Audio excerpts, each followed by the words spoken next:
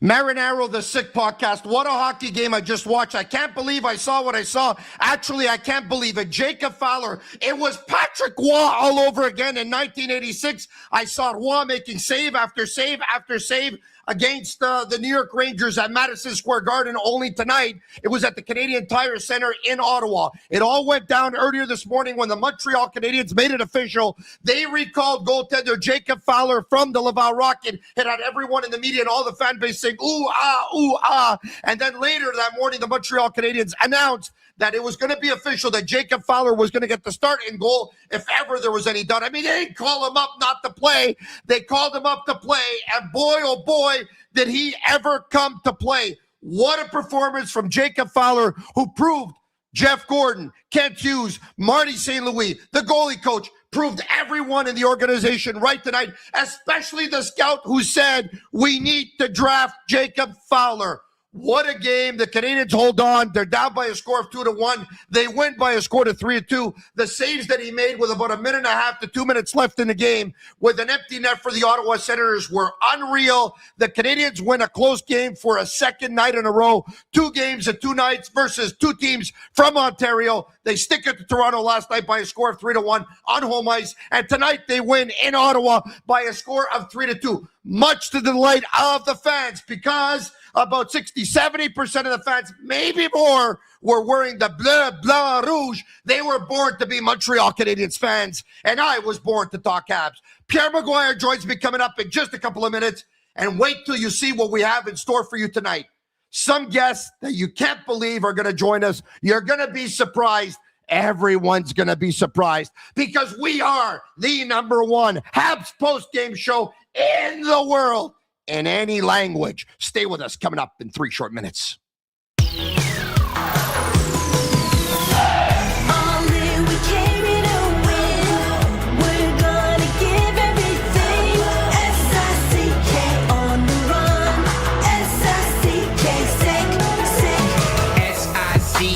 It's the sickest podcast. Tune in for the audio, or you can even watch back. Giving players all the props or put them on blast. We don't give no hot takes, only talk facts. We're giving all our devotion, riding high on this wave of emotion.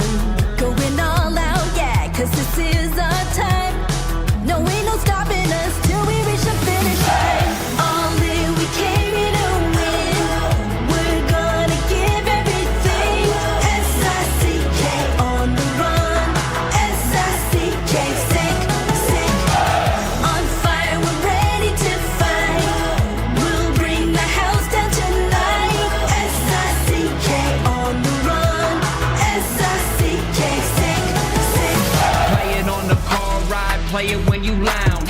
X and O, you know that we can hold it down. Shout out to my man Sammy, got it off the ground. And to all the listeners tuned in right now, got debates, analysis, and speculation. This is sports talk for the new generation. You know where to find us, got a reputation. Sick Podcast, your #1 sports destination. Giving all our devotion, riding high on this wave of emotion. Going all out, yeah, cause this is our time. No, ain't no stopping us till we reach the finish line. All in, we came here to win. We're gonna give everything. S-I-C-K on the run. S-I-C-K, sick. On fire, we're ready to fight. We'll bring the house down tonight. S-I-C-K on the run. S-I-C-K, sick.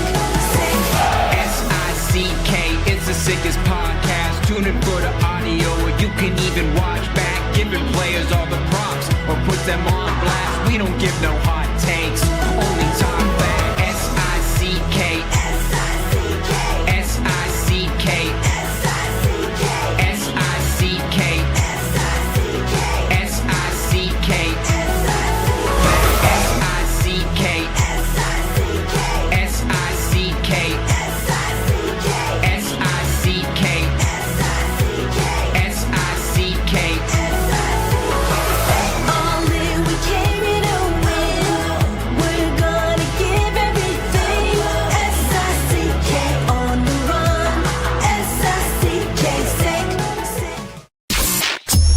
Turn up your volume.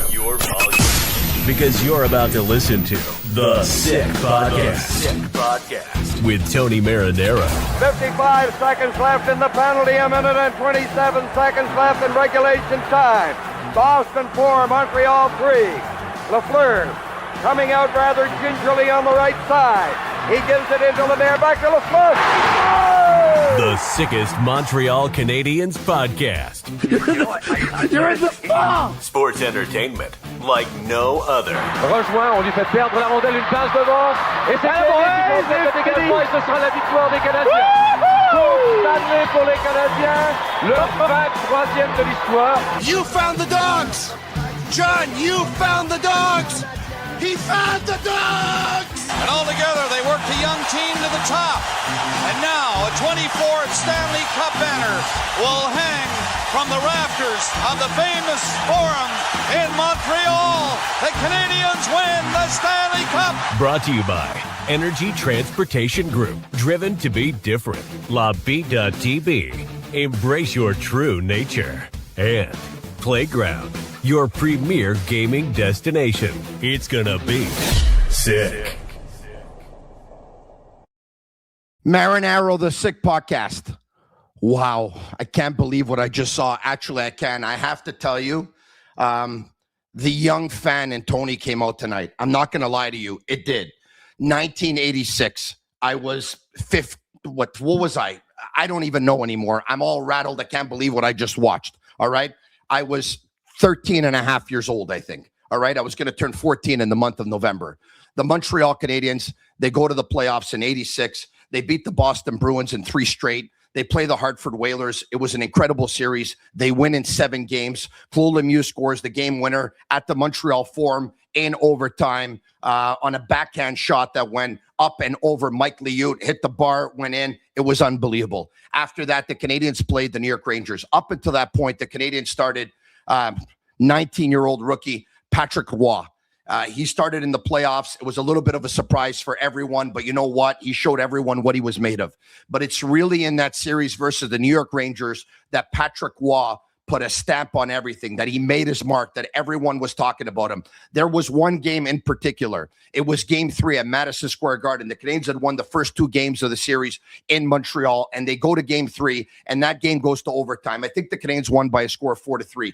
The only reason why the Canadiens won that game in overtime is because Patrick Roy made miracle after miracle after miracle after miracle in that hockey game. So many glove saves, one off Mike Ridley. I still picture them. They're in my head because they're some of my best souvenirs as a youngster, as a teenager.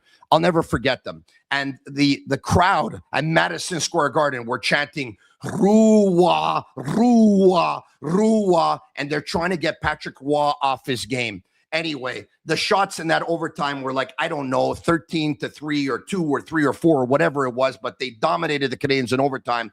But Roy was not letting in the goal. And then, you know, there's, I think James Patrick collides with one of the officials. All of a sudden ends up being a 2-on-0 for the Montreal Canadiens. Mike McPhee and Claude Lemieux. McPhee passes to Lemieux, the rookie, and Lemieux goes up and over. I think it was Van Beesbrook who was in goal. I remember everything, but I don't remember nothing.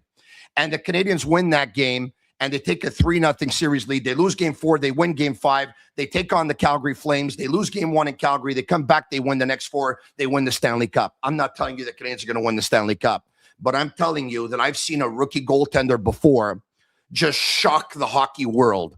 And one regular season game doesn't really mean all that much, maybe to some.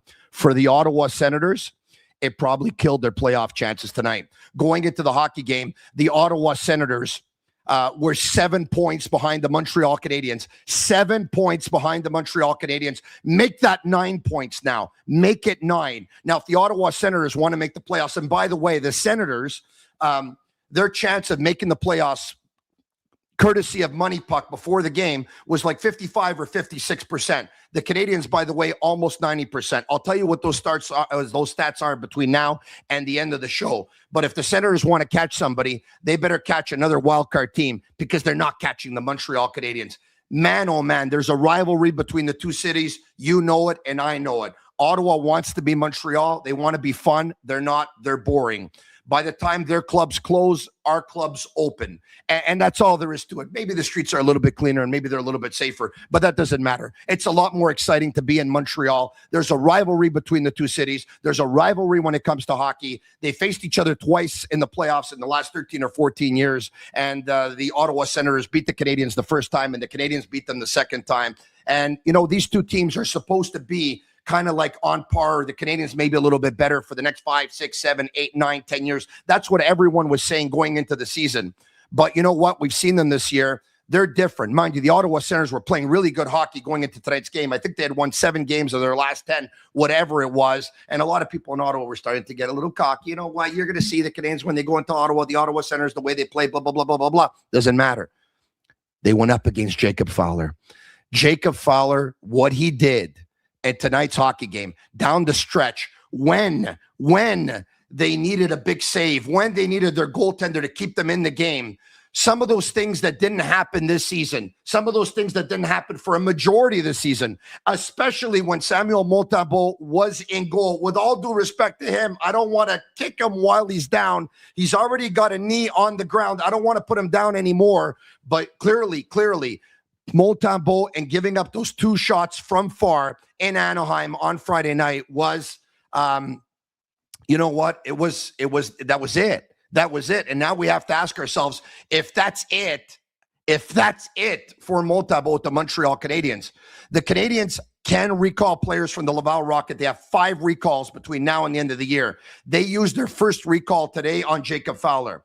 Are they going to send Jacob Fowler back in a couple of weeks and then maybe bring him back again and waste another recall? Well, if Samuel Montembeault plays better than Fowler and Dobesh, maybe, but at this point, when are they going to put him in? They're probably just going to let him practice, see what he can do, or he might be done for the rest of the season. Anyway, it's professional sports. Things change fast. Just take a look at Jacob Fowler. I think he played a game on the 16th of March. After that, he didn't even go to the All-Star game. He was out with a sickness. He was out with an injury. Next time he plays, I think was the 6th or 7th of March, whatever it was, and he gets called up by the Montreal Canadiens, and he plays the way he played. What a win. Let me bring in Pierre McGuire. The McGuire Report. Presented by Vago Italian.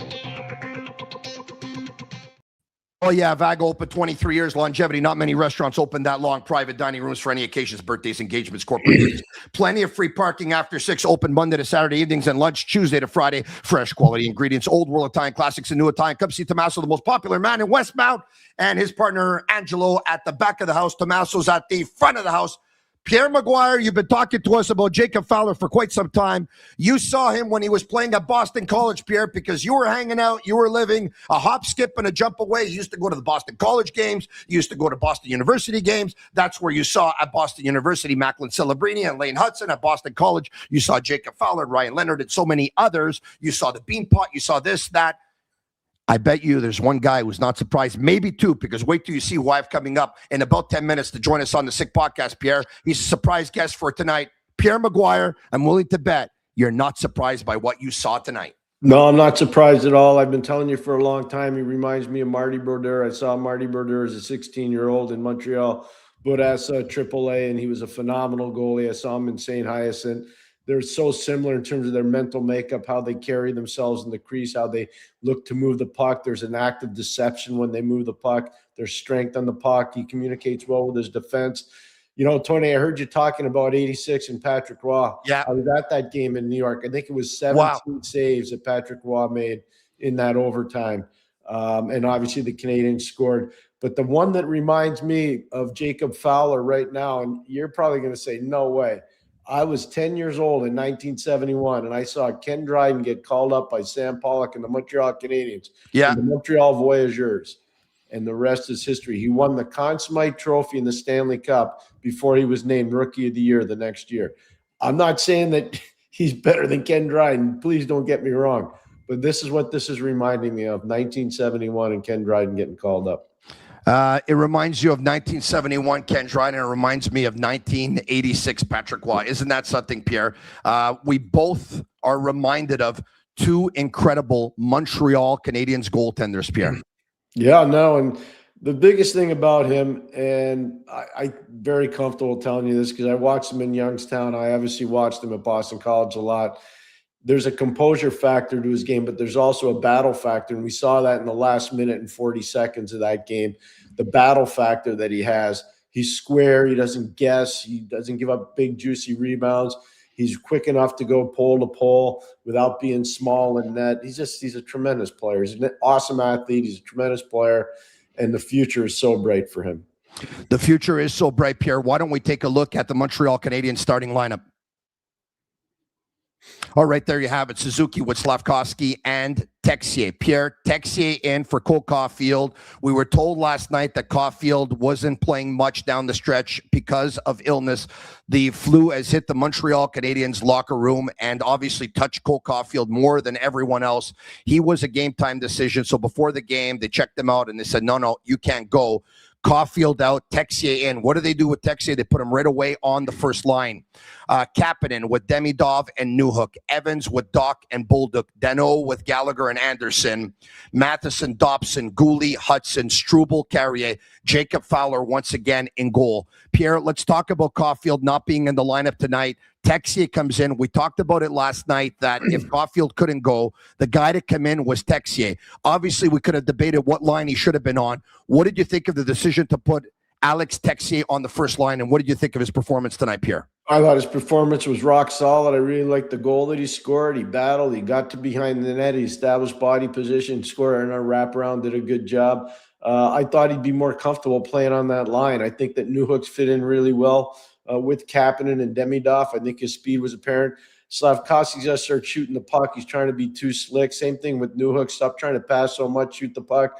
But I like the lineup. I like the way the Canadiens approach it. You had to play a four-line game tonight because you knew Ottawa was going to throw everything at you. The Canadiens hung tough. They showed a lot of courage tonight, Tony, and you're right about the flu going around their room. That takes a lot of courage. It takes four lines, and I thought the coaching staff handled it really well.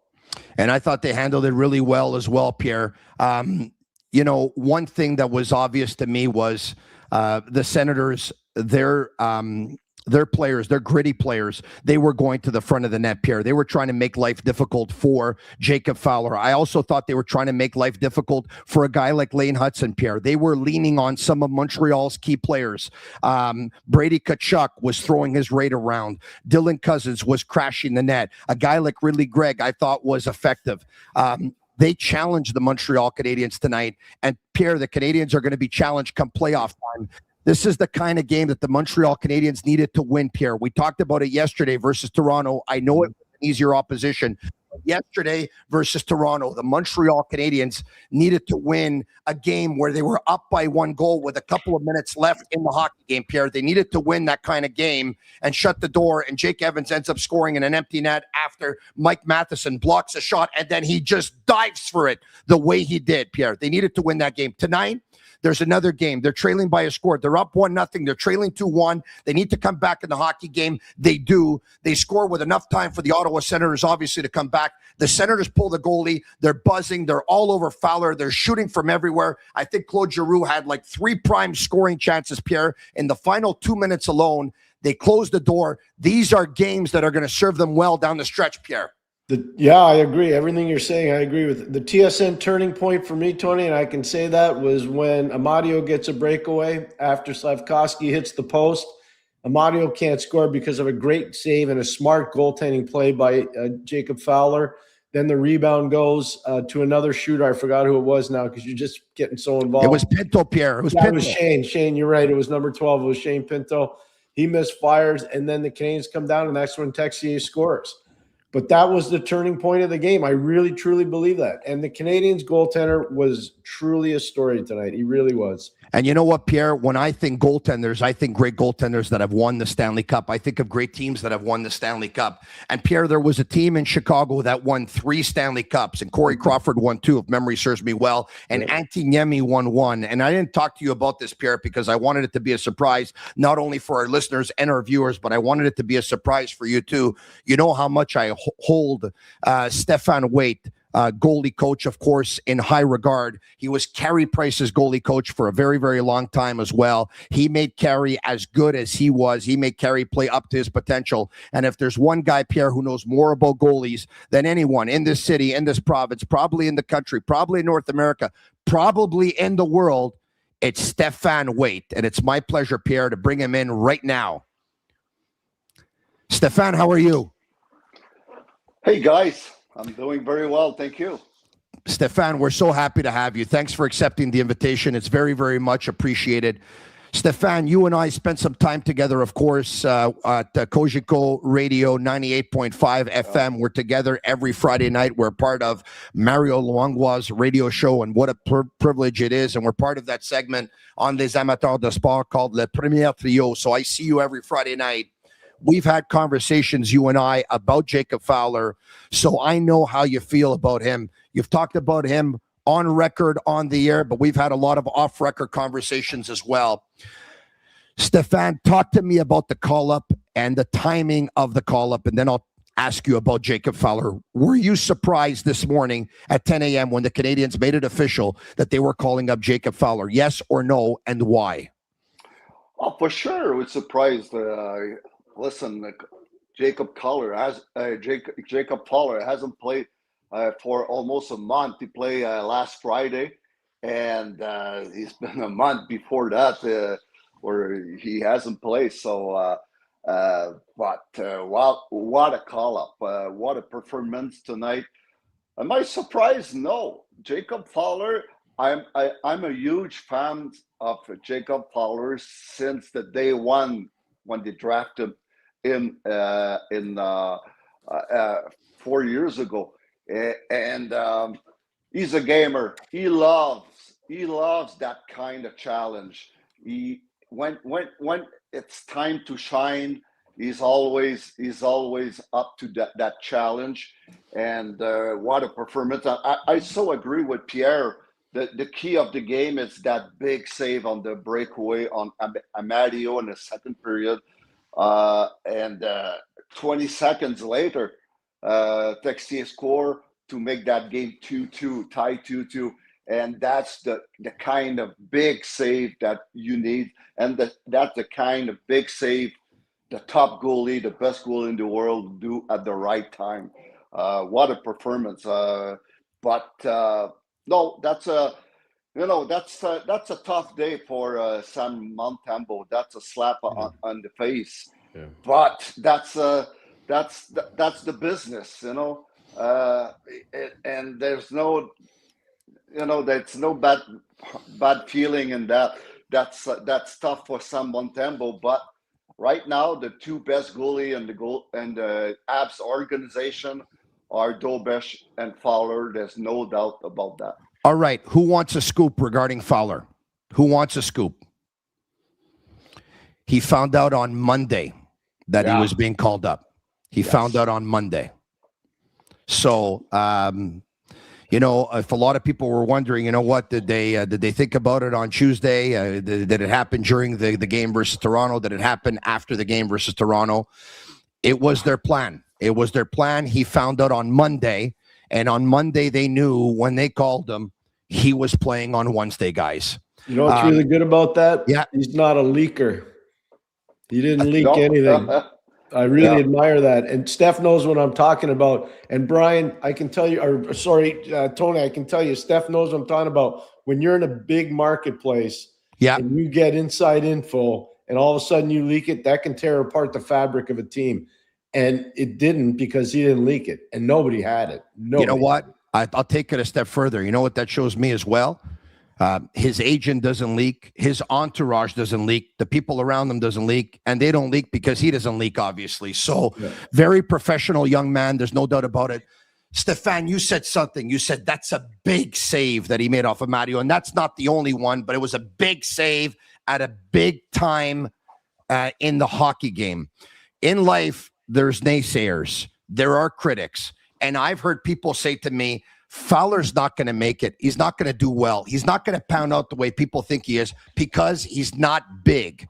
And he's not small by any means, Stephane, but he's not as big as Samuel Montembeault. He's not as big as Jacob Fowler, but tonight he played big and he made big saves. Stephane, when you hear, because I'm sure you've heard it too, are you sure about Jacob Fowler because he's not big? Have people told you that before? Are you sure about Jacob Fowler because he's not big? What do you say to that? I hear about that every day, and I don't care about that because at 6'2", yes, he's a little bit, the NHL average is 6'3" for NHL goalies, and it's 6'2", but he's so patient, he's so in control, that's making play big, and I love his composure, his calm, and in transpire confidence.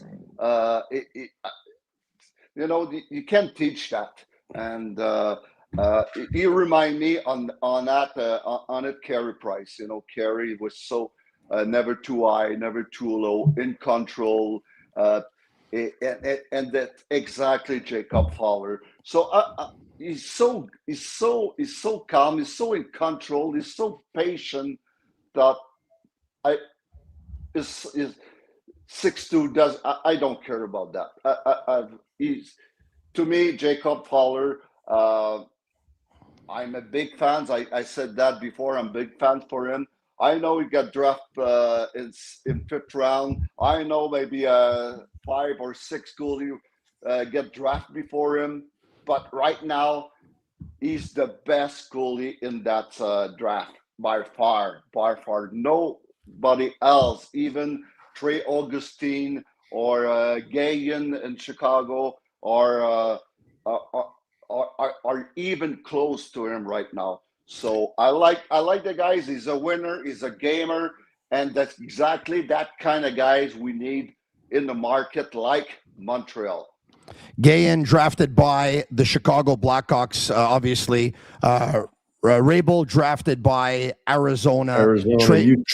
Trey Augustine drafted by Detroit. And there's a couple of others, of course. Carson Barnierson drafted by Philadelphia. He went 51st. And, of course, Jacob Fowler drafted by the Montreal Canadiens in round 3, 69th overall. And I think of, the footage that the Canadiens put on Habs TV of one of their scouts putting his fist down and saying, I'm telling you, I don't care. Jacob Fowler, this guy wins. He wins at every level. This guy wins every big game. He wins. So you know what? I'll never forget that. Listen, we're excited tonight. Stephane, it's amazing to hear you compare him to some of the attributes that Carey Price had. You worked with Carey for so long. I started the show saying I felt like a youngster again. I felt like a teenager again because what I saw from Fowler when the game was on the line are things that Patrick Waugh showed me in 1986, notably in that series versus the New York Rangers. Pierre McGuire, a little bit older than me, says, Tony, that's nothing. He says, he reminded me of the late, great Ken Dryden back in 1971, and you had the privilege of working with Carey Price, and he had the privilege of working with you, Stephane, and you come on and you say, he's got attributes that remind me of Carey Price. So these are big names that are going around. Stephane, how high is his ceiling? Oh, it's so high. And you know what? I would not be afraid to start him in the playoff. I know tonight we're all wow, but I would not be afraid to start in the playoff because he loved that kind of pressure. Pierre talked about Ken Dryden. He won the Stanley Cup with 0 experience in the playoff. Mm-hmm. You talk about Patrick Waugh with 0 playoff experience. Cam Ward won the Stanley Cup with 0 playoff experience. Hanty Niemi, I have in Chicago, won the Stanley Cup with 0 experience in the net. So hey, don't forget Matt Murray. Don't forget Matt Murray. Matt Murray, and there's so many more. But you know what? At the end of the day, if you want, I don't care about experience in the playoff. When you're ready to play, you're ready. And if you want to have experience, you got to play in the playoffs. So right now, we're in good shape. I'm very confident with Jacob Fowler. I'm still very confident with Jacob Dobesh, and that's those 2 goalies gonna be a very good duo for Montreal Canadiens for so many years. That's very exciting. Those two young goalie right now. Yeah. I'm very excited by the future in net with the Montreal Canadiens, and I'm glad that we didn't get a goalie at the last last week at the trade deadline. I'm so glad about that. I said that last week. I don't want nobody else here. I'm comfortable with the young goalie we have, and they need that kind of experience, playoff experience. And right now, I'm very comfortable with those two guys. Stephane, I like that comment, and I have to tell you, Pierre and I were, I think we were on the same page last week on Friday, the night of the trade deadline, by saying that, hey, we understand not going for a Braden Shen if he'll take away some ice time and some responsibilities from a guy like an Oliver Kapanen. But we thought the Canadiens maybe needed to improve their physicality, or at the very least go out and acquire a right-handed defenseman. But you know what? A couple of days later, guys, I think things are starting to make a little bit more sense for me. And I'll tell you why. All day this afternoon, I studied Kent Hughes' body of work. I'm telling you, I listened to some of his press conferences. I listened to some of the clips. I watched some of the videos. And he's a general manager, doesn't want to get in the way of some of his young players. If it's for a short-term fix, he'd rather give some of his young players the experience. And now I think it's all starting to make a little bit of sense. Some fans wanted some help in goal. No, because the plan was for Jacob Fowler. Some fans wanted a right-handed defenseman. No, because the plan's going to be for David Reinbacher. Some fans wanted a plan for physicality. I don't think so, because the plan might be for Florian Jacki. Some fans wanted maybe an offensive player to help in the top six, and I think that's going to go to Michael Hage. Pierre, it's starting to make a little bit more sense to me. I don't know if you're sold on it, but you get what I'm selling here? I get what you're selling. I buy into a lot of it. I loved all of Stephane's comments, by the way. And I just want to add one thing. I'm not trying to embarrass Stephane here. He knows what I said. When Marc Bergevin came to Montreal and I knew Steph had a chance to potentially leave Chicago, I said that at the time he would be the best free agent signing the Canes could make to help Carey Price. And I watched what he did. And he knows, because I was at all their practices when he was coaching in Chicago. What he did to Corey Crawford in particular was unbelievable. And I saw him do the same thing with Carey Price in Montreal. And so when I hear him talk about the goalie, I believe him, because he knows what he's talking about. But my only caveat to everything that didn't happen at the trade deadline, I see what Buffalo's done. And I'm worried that the tape from Washington last year is spreading around. You saw what Ottawa did tonight. And I just don't know if there's enough pushback physically. And Steph knows what I'm talking about. When you get deep into these bad series, Tony, he's been through them. I've been through them. If you don't have enough artillery, I don't care who your goalie is. It's going to be a problem. That's the only thing I wish they would have added. Let's talk about the goalie for now. Stephane Waite says to us right here, right now on the Sick Podcast tonight, he says to us, I wouldn't be scared to start Jacob Fowler in the playoffs. He would be my guy. Pierre, would he be your guy? Right now, absolutely. I'm 100%. Not afraid of it at all. I've been telling Tony, like, let's be transparent here. How many years have I been telling you about this player? Couple of years for sure. Yeah. Before he signed a pro contract, I was watching him when a lot of guys said they knew who he was. I never saw him at the practice rink. I was there. And Steph knows what I'm talking about too. Everything he's doing doesn't surprise me. And I'm thrilled to death for him and his family, but I'm really happy for the Canadiens family, the Montreal Canadiens family. I'm really happy for Stephane. Yeah, but I so agree with Pierre. I'm not concerned in net in the playoffs. So I'm comfortable, like I said before, with Fowler and Dobesh. But still, Montreal Canadiens are not built for playoff. They're not built for playoff. They're built for a regular season. But I know, I'm sure Kent Hughes knows that. He said that last year at the end season meeting. And they didn't fix that yet. But I so agree with Pierre about that. But for the goalies, I got no problem right now. Can a goalie who has swag, has an X factor, has game, has character, embraces the pressure, stands on his head, makes the big save at the right time, can that galvanize a group? Can that make a group of players? Can that make a team that's maybe not the most physical team a little bit more physical? Can that make a good team a better team? Can that make them a hungrier team? Is it contagious, what he has? No doubt about that. And there was the first thing I addressed with Carey Price when I came in Montreal.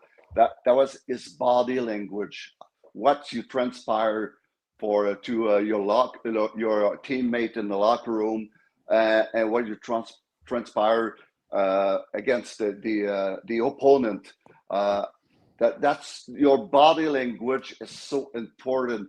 And I used to tell Carey, said, "Hey, Carey is a huge NFL fans," and I asked him, "Hey, Carey, do you know what Jay Cutler?"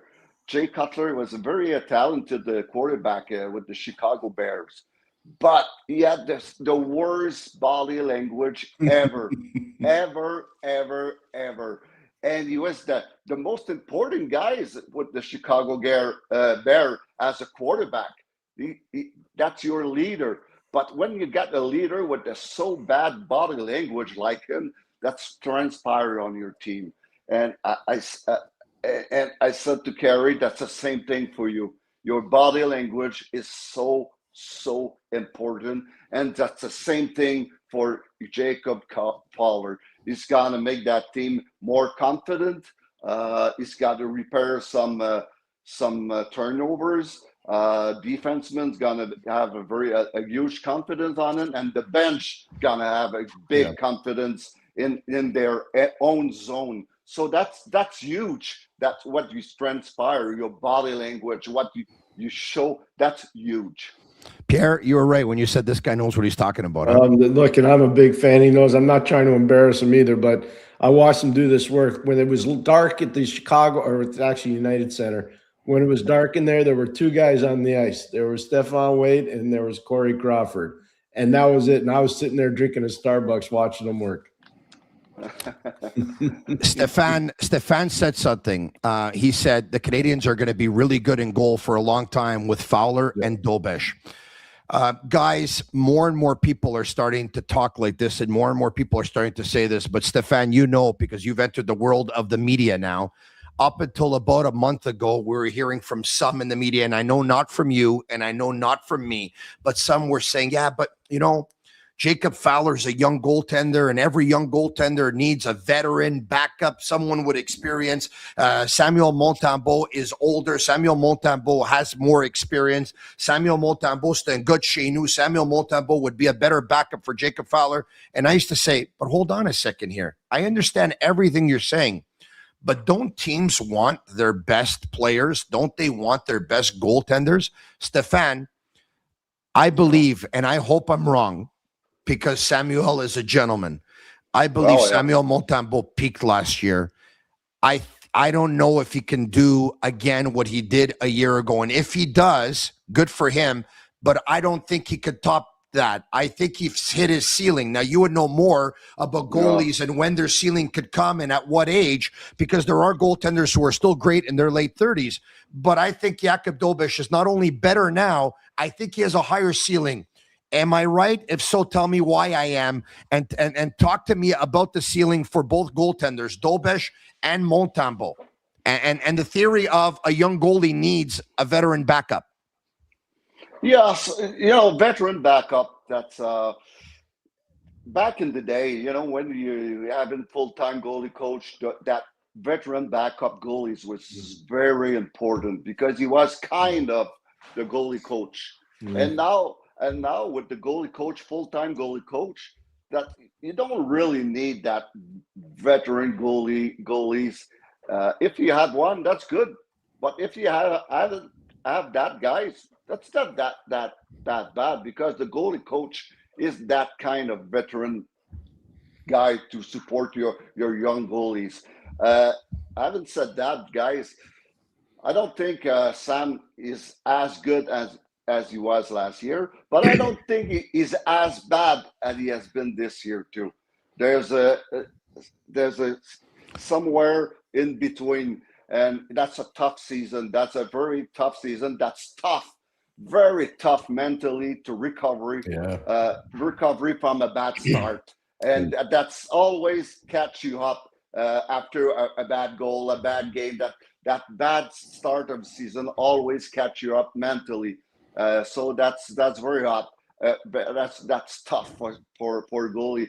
But for sure, Dobesh is the future. Fowler is the future. Dobesh, his ceiling is so high. I love him. I was there when we drafted him in the fifth round. And the reason why we drafted him, there was three things. Big goalie, very athletic, and his compete level is up the chart. And that's exactly what we have with Jacob Dobesh right now. So I like the future of Jacob Dobesh. And obviously, I'm a big fan of Jacob Fowler. Stephane, the last time we saw Jacob Fowler, some of the things we noticed was maybe when he would come out to handle the puck, there was a lack of assertiveness. We saw a moment where there was a lack of communication with some of his players that led to a goal, I think, by Bobby Brink, who played for the Philadelphia Flyers at the time. Talk to me about what you saw from Fowler tonight compared to what you saw from Fowler in the first stint. Were there areas where he was better tonight? Are there areas where you still see something where he has to work on? But stick handling, there's no problem there. He will be one of the best goalie with the puck, playing the puck in the couple, maybe in 2-3 years. And the problem right now is he has to adjust to the forecheck, the quickness, the speed of the forecheck. So he has to play the puck quicker, and that's just an adjustment. That's just with games. And when he first came in Montreal a couple months ago, there was just mainly lack of communication with Mudi. So I'm not worried about that. He's going to be very good at this aspect. Tonight, the guys has already 10 games in the league before tonight, so there was no surprise for him. He knew exactly. He was confident. He doesn't have that exciting of the first game in NHL. So he broke the ice. He broke the ice already. Exactly. You know what? He looks. I'm very impressed. Tonight he looks like a veteran. He's in the year for 2-3 years already, in the league for 2-3 years already. So he looks like a veteran tonight. That's very, very impressive. His performance. That's just 32 shots, 34 shots, 32 saves, but so many. They were very at the net. Put a lot of pressure on Jacob Fowler. That didn't bother him at all. We're going to keep Stephane for another couple of minutes, and then we'll let him go. And we so appreciate his time and his expertise tonight, Pierre McGuire. But, when the Canadiens called up Jacob Fowler in the first stint, we were told, it was part of the plan. And look, I think we all looked at Samuel Montembeault and we said, no, it's not part of the plan. Montembeault's struggling. They needed to stop the bleeding at the time and maybe give Montembeault some time to get his game back. But Stephane just said something. He broke the ice already. He played his 10 games. And you know what? Considering they called him up now, that was a blessing, Pierre McGuire, that he had those 10 games under his belt. Oh, yeah, 100%. But they knew what they had. Steph knows this kid was not just falling out of a tree. Like, he's been good for a long time. And when you play college hockey the way he did on an elite team like Boston College, you're getting better every day. Gabe Perreault's playing on the first line of an NHL team. He's practicing against them all the time. Ryan Leonard's playing in the NHL on the second line. Will Smith's on the first line. He was facing these guys every day in practice. Like, it's not like Boston College. And so he just kept getting better and better. I'd be there watching and be like, he doesn't have far to go. Like, he's going to be pretty close to being ready.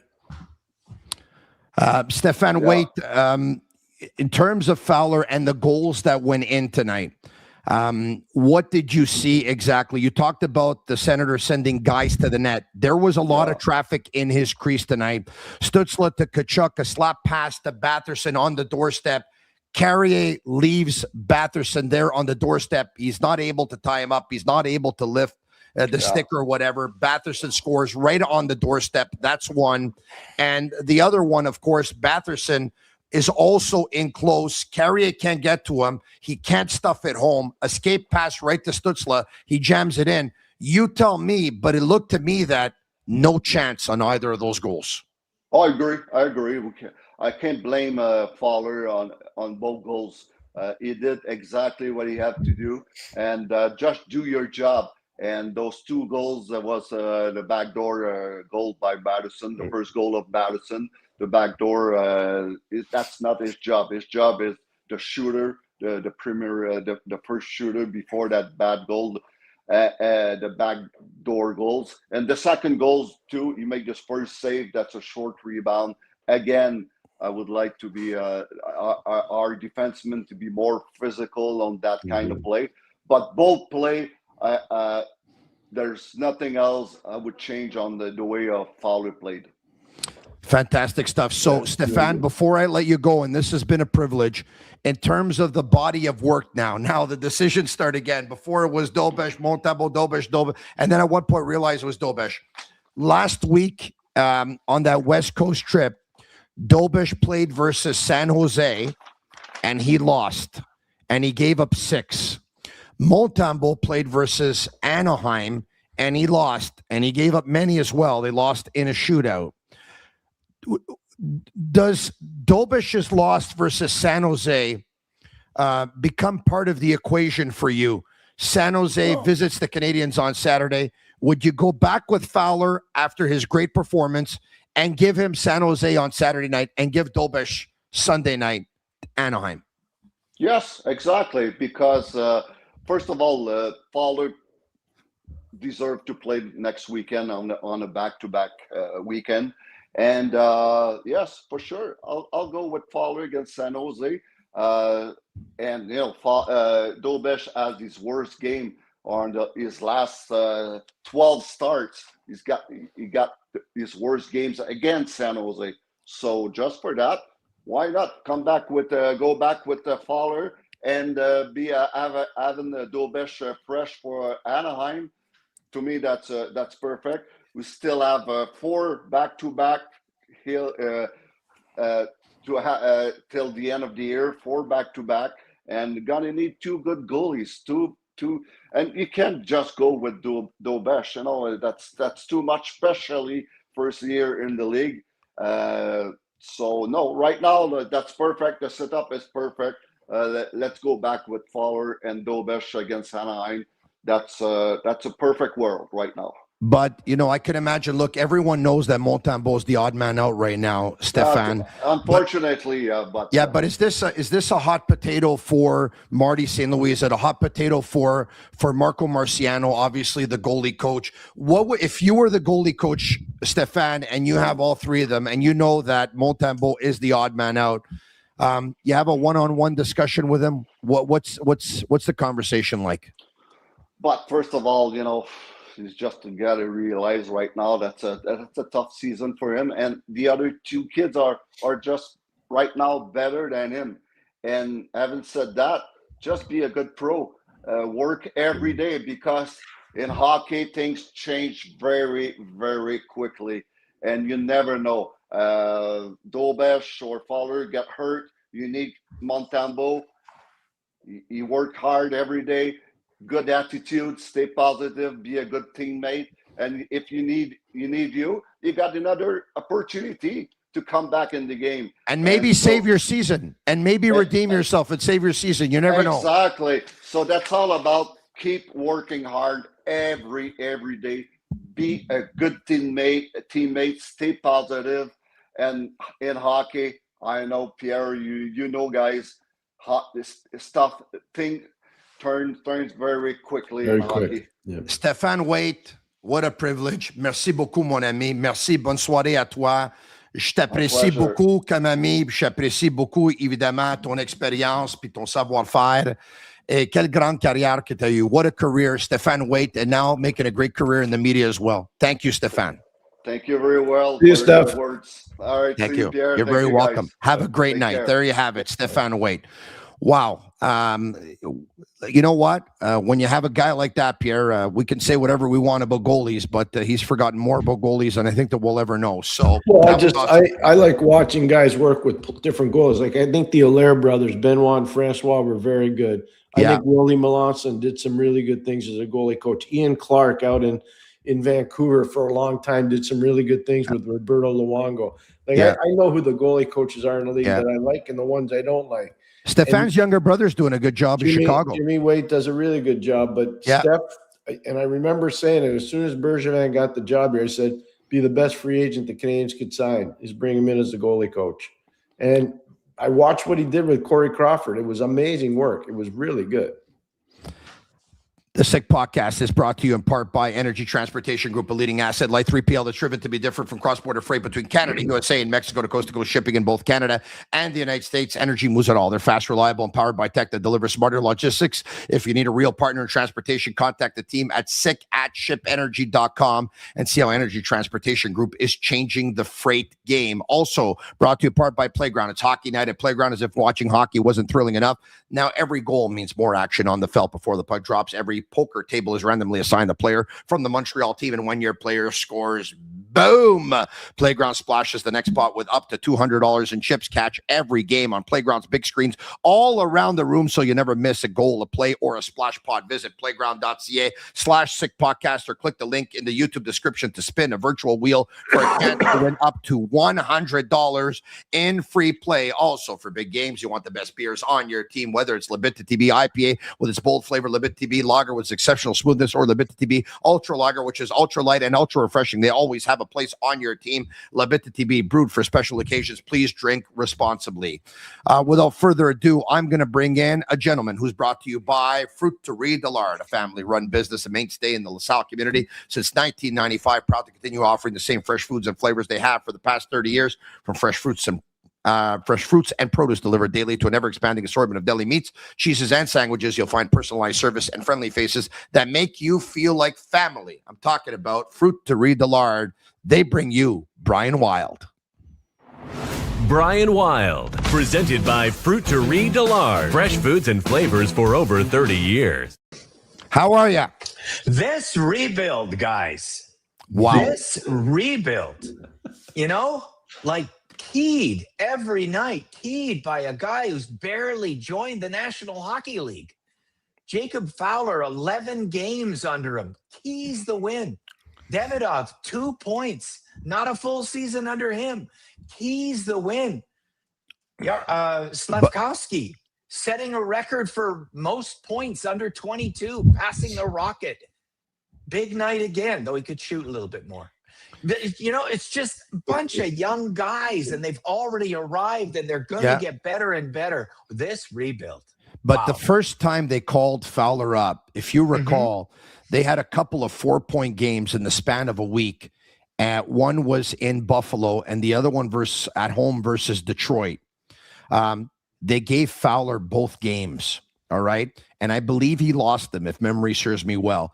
They gave him both 4-point games at the time, right? And they gave him the Bell Center on a Saturday night, right? They weren't scared to challenge him, and they weren't scared to put him in tough spots. And you know what? Even tonight, let's be honest, okay? Could you imagine after Dobish played so well last night again that they don't go back to him tonight? They call up Jacob Fowler. Could you imagine if Fowler ends up giving up 6 tonight and the Canadiens end up losing by a score of 6-3 or whatever it is? Tomorrow we come out and we say, I don't understand why they just go back with Dobish, the hot goalie. We've been talking about that all year, right? Continue to ride the hot goalie. Continue to ride the hot goalie. And Fowler, like Stephane Waite said, played a game on the 16th of February. Then I think he played one on the 6th of March. He didn't play in between because he was hurt.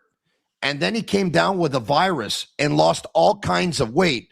So we're talking about a goaltender who hasn't seen a lot of activity and a lot of rubber in the last 3.5 to 4 weeks. And yet he's called up and they play him tonight, knowing that if the Ottawa Senators were 7 points behind the Canadiens, win tonight in regulation, that 7 becomes 5. And that 5, that can evaporate in 1 week with 3 straight losses by your team and 3 straight wins by the other team. This was a gutsy call, guys, to call up Fowler and to play him tonight in Ottawa. And everything that you just said leading up there, everything that you just said leads us to one conclusion. They have almost no confidence whatsoever in Sam Montembeault, and they have a ton of confidence in Jacob Fowler. Yeah. Because the backstory says, no way, this kid, not right now. He's barely played any hockey, and he was just ill. And they still called him up, and it was a part of their plan after Sam's last game. So the organization is loud and clear here, loud and clear. And guys, I wouldn't be surprised if Sam doesn't play again this season. Guys, as you guys know, I'm very high on the people that are running the Montreal Canadiens. I'm very high on Jeff Gordon. I'm very high on Kent Hughes. I'm very high on Marty St. Louis. I'm very high on Adam Nicholas and their player development department.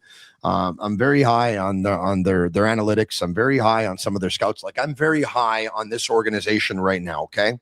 But one of the things when I go to bat for Marty, and like I just said to Stephane Waite, there were some naysayers and some critics for Fowler.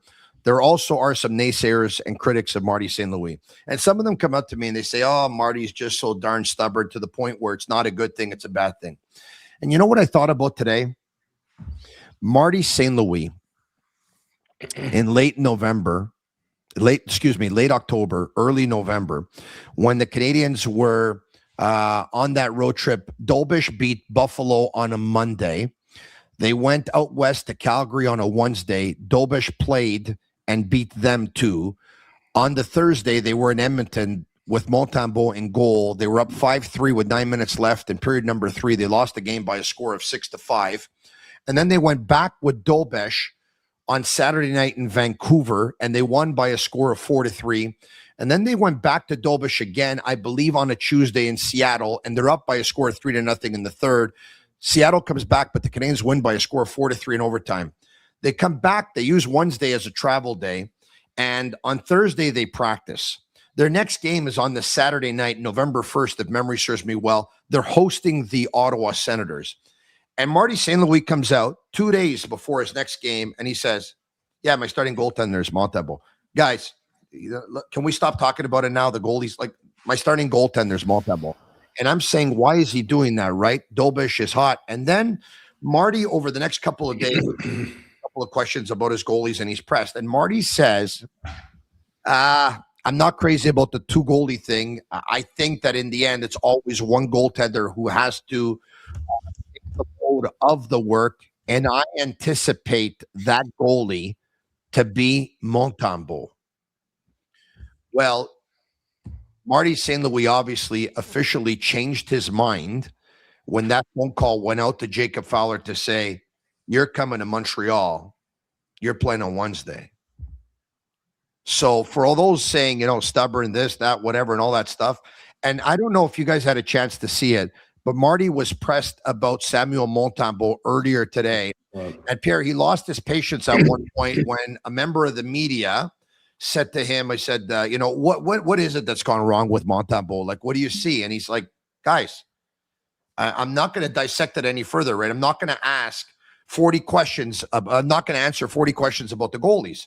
And he said, well, we haven't asked you 40 questions yet. Yeah, well, you've asked me 5 or 6, so you're on your way. Pierre, I thought he handled that great. St. Louis has been criticized by some members of the media today because of his tone and snappy back. Pierre, everyone knows that Samuel Montembeault has had a terrible season, and he struggled all the way dating back to preseason. What do you want Marty St. Louis to do? Kick a guy when he's already got a knee on the ground? No, and he's handled it really well. Here's the one thing I would say to all the media members. Go watch the tape of the game with Anaheim. That is not playoff goaltending. That's not even NHL goaltending that Montembeault gave you in that game. The coaches have seen it. It's a trend. It's an evolving trend that continues day after day after day. Plus, they see him in practice. They know what they have.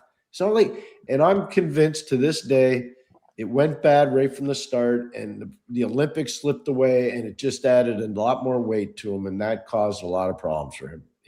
I don't think he'll play again. I'm going to be with Brian on this one. I'll be really surprised if he plays another game for Montreal this year. If he doesn't play another game for Montreal this year, he won't play another game for Montreal ever again. Well, I can't say that because I don't know what happens if a guy gets unbelievably hurt. I can't say that. No, but if barring any injuries, if Fowler and Dolbesh are healthy, and you say Montembeault's not going to play another game for the Canadiens because those guys are healthy between now and the end of the year, then I don't think he'll play again because there's a decision that has to be. It was inevitable. There was a decision that had to be made between Montembeault and Dolbesh because, by all accounts, everyone expects Jacob Fowler to start the season with the Montreal Canadiens next season, right, Pierre? Yeah. Brian, Of course. are you with Pierre that barring an injury, Montembeault won't play again? The only way that he plays again is if one of the two guys that's hot right now falls apart. Yep. Dolbesh is hot. Fowler is hot. Fowler's numbers in the first 10 games were awesome. Brian, I'm really comfortable saying this. Fowler's not going to fall apart. He's not a demonstrative guy. Watch the reaction after the win tonight. I saw that. I've watched him win a lot of games. I didn't see that. This was a message from him. Now, Marty St. Louis is demonstrative. When the game ends is with the intensity that it ended, with him just holding the fort for 2 minutes. The save off Gyro is just an absolute world-class, stunning save. Yeah. And then he's square to the puck the whole 2 minutes. He's not overreacting. He's not overly emotional. He's not feeling the moment by moving his body too much. He's quiet. Even in his first game back in the NHL, he's quiet and square, no matter how much everybody's going crazy around him. It's a phenomenal performance for the last 2 minutes of the game. Marty St. Louis, on the other hand, is a demonstrative guy. Now, I'm not going to pretend to say here that but it almost seemed to me that when that final whistle, the buzzer goes, and he turns around and he goes like that too, it almost seems to me like he was saying, what a goaltending performance we got. And he was looking at his staff and like, we got ourselves a goalie here. And that might indicate, too, with him being as demonstrative as he was after the game, that it was his decision. Yeah, I'll say this one. I think that was a team decision. I think there was, to Tony's point, I think Jeff Gordon was involved. Lane, obviously Kent was involved, and Marty was involved. They were like, what do you think? What do you think? Well, we think let's do it. Yeah, it's phenomenal if you think about it. They went in with a plan this year that Montembeault was number one. You mentioned the backstory on what Martin St. Louis said. He likes the one goalie to take over. He thought it was Montembeault. He was the guy, maybe goes to the Olympics. That falls apart. This is a phenomenal story this year. Yeah. And it's not happening because they're at the bottom of the standings, that they're finding, goalie number 3 here. They're near the top of the standings. Like earlier, you guys mentioned when I was listening, when Waite was on, did a great job. About the dilemma and the trauma that 3 go. No. The dilemma is when all 3 suck. There's no dilemma when 2 of 3 are hot heading into the playoffs. It's not a dilemma which one of the great goalies is going to be number 1 game 1 starter. It's a dilemma when all 3 are bad and you don't know who you're going to go to. This is glory. This is outstanding for the organization. As a matter of fact, Brian, you sent over some statistics courtesy of Money Puck regarding the goaltenders. Shane Gaumont is at master control. Shane, if there's any way that you can bring it up, there you have it, Brian. What are we looking at here? I just wanted to point out that one of the statistics this year that's really surprising is low danger shots. It's that 50-55 footer that everybody's had an eye test that Sam has been bad at this year. He's 3rd worst in the entire league. Okay, so that's a low danger shot, right? Conversely, the high danger shot, the really tough save, the one where you're like, how did he do that? And it doesn't include the Giroux shot tonight, where you went, how did he do that? He's 3rd in the NHL. 3rd in the NHL. And it's a small sample. I admit it. It's a small sample. In fact, Hildeby is up there because it's a small sample for him too. But you have the best goalie in the league, Sorokin, this year, I think. He's 4th in that sample, and Alex has turned Buffalo's fortunes around. So you see there's some top goalies there this year, and Jacob is among them. Well, the eye test doesn't lie then for me because I loved Hildeby this year. Mind you, Tristan Jarry's in that top 8. Where's this? Look at this. Yeah, that's surprising. You'll get an outlier for, like Tristan Jarry doesn't have a lot of games with the Oilers. And it also means if you're good at the high and you feel like it's misplaced because the overall save percentage, it means you're shitty at the low. It means basically you're having Sam issues on the 50-footer, right? Wow. So, wow. So like the whole goalie picture is low, medium, and high danger chances against you and how you save them. And Jacob's actually in the top 10 as well in low danger shots. He's third overall in high danger shots. And I didn't bother with medium because it kind of bored me. But but Sam is terrible at low. He's just extraordinarily bad at the 50-foot floater. And it's shocking. And it's why we're having this conversation right now. Guys, I think I just found my favorite Montreal Canadiens pitcher this year, to the point where I think I'm going to call my people. I think I'm going to call Luciano over at Lucky Graphics and have him blow it up so we can actually put it in our studio. But when Slafkovsky makes it 1-0 for the Montreal Canadiens, Pierre, did you see this? I did. This is a picture, eh? What a picture this is. This is amazing. I don't know what I love more. Slafkovsky's tongue out. Nick Suzuki getting demonstrative for the second time in a week after scoring that game-winning goal in Los Angeles on Saturday.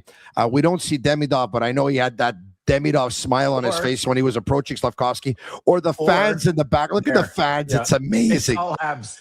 It's like amazing, man. It's amazing. Oh man, Montreal owns Ottawa. Isn't that something? Eh? That picture that's one for the ages. That's an amazing picture. Pierre, you were there. Is it rough? Is it rough as somebody in the Ottawa organization when you host a game and it feels like it's not easy because you got to deal with Toronto and you got to deal with obviously Montreal, and then I was in Hartford and we had to deal with Boston. We had to deal with the New York Rangers. It was really hard. It's hard on your players. You got to find a way to try to energize them, especially early in the game. It's a great point. It does matter. Ottawa was energized tonight. Like they got good leadership, Brian. The one thing, like Giroux's been a good leader there. They had Sanderson. You could see, and Tommy Shabbat's playing his butt off, but he's not Jake Sanderson. No, they really Jake missed Jake Sanderson a lot. Special player, yeah. That one. And they tried to be physical. I mean, they tried to pound. They tried the Capitals formula for the first 15 minutes. 100%. Earlier this year, the Boston Bruins just had the Canadiens on the ropes for a period too, and Boston really, really badly. And the Canadiens have managed through it. They've massaged the game and stayed in it long enough with good goaltending and figured it out because by the third period, the ice got level. Kids, let's take a look at the score sheet, Pierre McGuire, in tonight's hockey game. All right, so here you have it. Slafkovsky, power play. I want to talk about, guys, the first penalty of the hockey game. Dylan Cousins for interference on Jacob Fowler. Personally, I thought that was a bad call. The puck goes to the front of the net. You didn't think it was a bad call?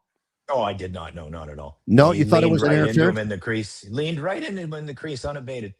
I'm not sure what happening now. He's in possession. Yeah, we saw what happened last night with Nathan McKinnon in Colorado. This usually happens about 15 to 20 games outside of the playoffs. The league tells the guys, don't touch the goalie. They're trying to rein it in before the playoffs. It's happened year after year after year. We just forget about it year after year. But I'm just telling you, the league probably sent out something to the officials and no officials told the teams. So I get it. There's zero tolerance on hitting the goalie. I understand it. I didn't like the call. I'll be honest. Really, eh? You didn't like it either, eh? Travis Green was livid. He didn't like it at all. No. I didn't like it. I didn't like what happened to McKinnon last night either in Colorado. I'm not going to lie to you. Darnell Mook pushed him right into his own goalie. And I think that Travis Green actually may have influenced the referees, maybe the rest of the way for the next call, at least there, because he got their attention. He wasn't very, very happy. But anyway, let's talk about this power play goal, guys. It's Lane Hudson who picks up the puck. He's around the red line, I think. He drops it back, which is obviously Canadiens' entry plan to Nick Suzuki, who usually carries it into the offensive zone. The Ottawa Senators line up and they form a barricade. They want to stop Nick Suzuki. So Suzuki finds Kirby Dach, who enters the offensive zone. There's a man that comes on him. He banks it off the boards. It goes to Suzuki, guys. I've watched this on slow motion 3 times. When Suzuki spins and passes the puck to Demidov, it gets by not 1, not 2, but 3 Ottawa Senators players. So the pass from Suzuki took 3 players out of the play. 3. And Demidov heads up play, just passes it over to Slafkovsky, who taps it in. Pierre, I love that goal. Yeah, it's a great goal. It's a great power play goal. Now they're trying to be a little too cute, though. They're passing the puck to the back of the net because later on in the game, they try to do some of the same stuff, and it's not as good. But when it works, it looks beautiful. I would agree with you. It looks fantastic. Brian, what do you think of the goal? I keep looking at the number 24. That's a big number, guys. That's a big number. This is a breakout year. I mean, he's feeling it. He's feeling it. Yeah, he's going to be special. Wait till he gets strong. Yeah. He is really going to be like, that's not a joke. It's not a joke. Yeah. I had a real good seat for Jaromir Jagr's first 2 years in the league, and he was really good. I'm just telling you. But he was a third line right winger for our team. Crazy. Just telling you. Like this kid's going to be something else. He asked you a question about your second line centerman at the time, Pierre. Was Ronnie Francis? Yeah. Oh, Francis. Okay. Yeah. Yeah. I'm sorry. I didn't hear that. Ronnie Francis was our second center. Brian Trottier was our third center. Randy Gillen was our fourth center. Who won the big bonus? Yeah, he did. He got the bonus. And, I see Slafkovsky. I'm not saying he's Jaromir Jagr. Please don't misunderstand me. But there's a lot of the same characteristics. There are a lot of the same characteristics. All right, okay. So Slafkovsky scores his 24th at 1:16 on the power play. Demidov and Suzuki get assists on that one. Guys, for Ivan Demidov, he hit the 50-point mark right there. Yeah. Beckett Seneca was the first rookie in the National Hockey League to hit 50 points. Pierre, Demidov does it now. There's 16 games left in the season. If I would have told you before the season started that at the 66-game mark that Ivan Demidov would have 50 points, what would you have said? I don't believe you. I thought he'd have 50 to 55 for the season. So he's ahead of schedule. Brian? And it's funny, too, just to add a little bit there, that among the fan base, if you check the social media, there's a little bit of disappointment among the fan base, which is kind of crazy because Connor Bedard won the Calder with 61, and Macklin Celebrini finished second for the Calder last year with 63, and Demidov is on pace right now at his present rate for 65. That's great company, and it's a hell of a point total. Yeah, and he's not going to have a bazillion minuses either. On a good team, yeah. Mm-hmm. All right, okay. So let's take a look at the goal for the Ottawa Senators that makes it 1-1. Drake Batherson, power play goal, assisted by Stützle and Tkachuk. There was a lack of discipline, I thought, by the Canadiens on a couple of penalties that they took in tonight's game. Talk to me about that. And Pierre, what did you think of the goal? Oh, the goal's good. There's not much you can do. It's a backdoor bang-bang play. Drake's really good around the net, too. He's got nifty hands, really good mittens. I agree with you, by the way, on the lack of discipline. Josh Anderson's an important player for the Canadiens. You can't. Lack of discipline is going to get you every time. So it's a good play. I know the player really well. I think the world of Drake, and he's not going to miss from there. Like, that's a tap. And just like Slav's not going to miss on his, Drake's not missing on his. Brian, what'd you think? That was the first of two that Carrier had a little bit of trouble. That was a game where I didn't feel like he was in his proper seat. Yeah. And showed the shortcomings on the right side. Ultimately, this was a big night for Hudson and Gooley again. They put in really solid numbers. I looked at the analytics after the game. They were solid. And how huge is it for the organization if Gooley and Hudson can be great together, because it frees up Carrier to have easier matchups, which I think he needs. And even when he had tough matchups tonight on the Patterson goal, he missed at the back door. And then on the Stützle goal, ultimately it was a free pass to the blue line. That was the turnover that led to that goal. So tough night for Carrier. Great night for ultimately overall the defense, though, in terms of really getting a nice partnership going, Hudson and Gooley, because it allows Matheson and Dobson to be free. And you can't enter the playoffs unless you got two really great pairs. You'll get exposed badly with only one good pair. Yeah, I hear you. Okay, so let's go to, by the way, there's an interesting stat, guys, which I'm sure we're going to talk about with one of our other guests coming up. And Pierre McGuire did this last night. And Pierre, I'm going to keep you, if I can, for another 15 minutes or so, Pierre. Yeah. And then we're going to say goodnight. And I'm going to bring in, another surprise guest is what I'm going to do. So we got a couple of interesting stats here, but 3 straight seasons, guys, with 75 plus points for Nick Suzuki. 3 straight seasons with 75 plus points for Nick Suzuki. Who's done it in the history of the Montreal Canadiens? Guy Lafleur, Frank Mahovlich, Steve Shutt, Matt Snaslin, Bobby Smith. This courtesy of Guillaume over at TVA Sports, statistician. Pierre, that's pretty amazing company. Oh, that's huge company. Are you kidding me? That's royalty. That's Montreal Canadiens royalty. Anytime Lafleur's name's in there, anytime Shutt's name's in there, the big M, Frank Mahovlich, anytime, like that's unbelievable stuff. That's great statistical work too. Really good. On pace for 96. Yep. Can he hit 100? I think he can.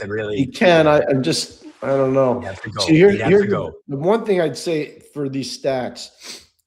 Once they clinch a playoff spot and they're in the top 3, I wouldn't be surprised, knowing what they know about their team, if they don't start load management a little bit. Right. Oh, I'm happy you went there, because when we talked about Samuel Montembeault probably not playing again if everyone's healthy, my next question was going to be, and what if they're assured of a playoff spot and the last 2 games of the season won't matter where they finish? What do you do then? I tell you right now, you got to go to the goalie, and we did this with Tommy Barrasso. I'm just telling you from experience. And you say, how many days are the optimum amount of days you need off? And if he tells you, I need to play one of the last 2, you play him. And that's it. That's all. Now, you also tell your guys, if anybody gets near the crease, you take a suspension. You take a 5-minute major. Like, we don't care. You're not letting anybody get there. So, but I think you got to talk to the goalie, Tony. That's been my experience, and I think that usually works.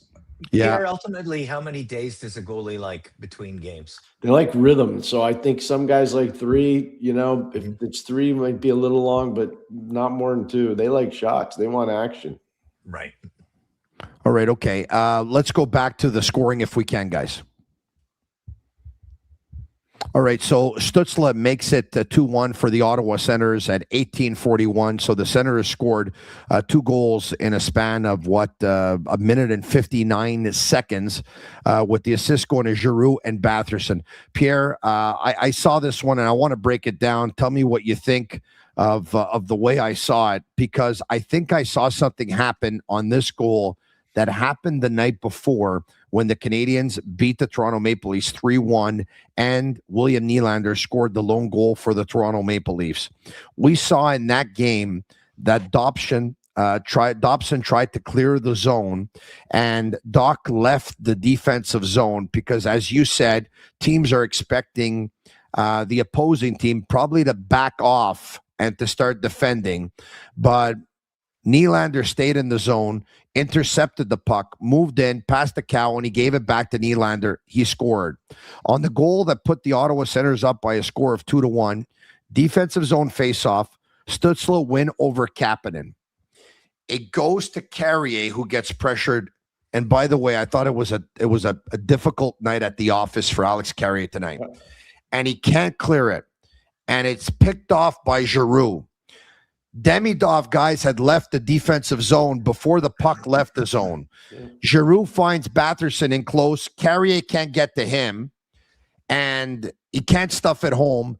There's a skate pass right to Stützle, who puts it in, and they put it up by a score of 2-1.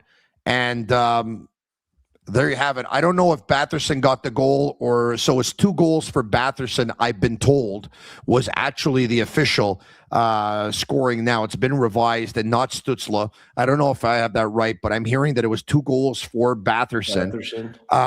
What did you think of that play, Pierre, where Carrier gets pressured? Yeah. Demidov leaves the defensive zone before the puck leaves the zone. Yep. And the fact that Stützle is there on the doorstep, Pierre, center versus center at the face-off circle. When Stützle goes back to the net and is there on the doorstep, isn't he Kapanen's man unless he calls a switch? He is. It is. But Montreal's got to be aware of this now, and I bet you they are. So that's 2 nights in a row that they get caught flying a winger. Correct. And they get caught because people are saying, no, we're gonna hang at the blue line and make a play. So you can change that up. It's pretty simple to do. And I think they're gonna have to, because I think teams are onto it now. Back-to-back nights, somebody's onto it. See, guys get paid a lot of money to sit in these dark rooms and watch tape. I used to be one of them. And it's amazing the stuff when you don't have any noise around you and you're just sitting there focusing for idiosyncrasies. It's amazing what you can find. It's amazing. Brian, what do you think? Oh, I just want to ask, how do you mitigate that problem, Pierre? Well, I think one of the things is you probably reverse the flow. So let's just say we'll make it easy. If the puck's in the right corner, reverse the flow to the left corner so the D-man knows you take off the hash mark, you go over, and that will open it up because then the guy can fly through the middle. They call it a slash skate. So that right winger can slash through the middle and the center can still support. And that way it's a lot easier. It's way less risky, Cool. That's cool. Thank you, Pierre.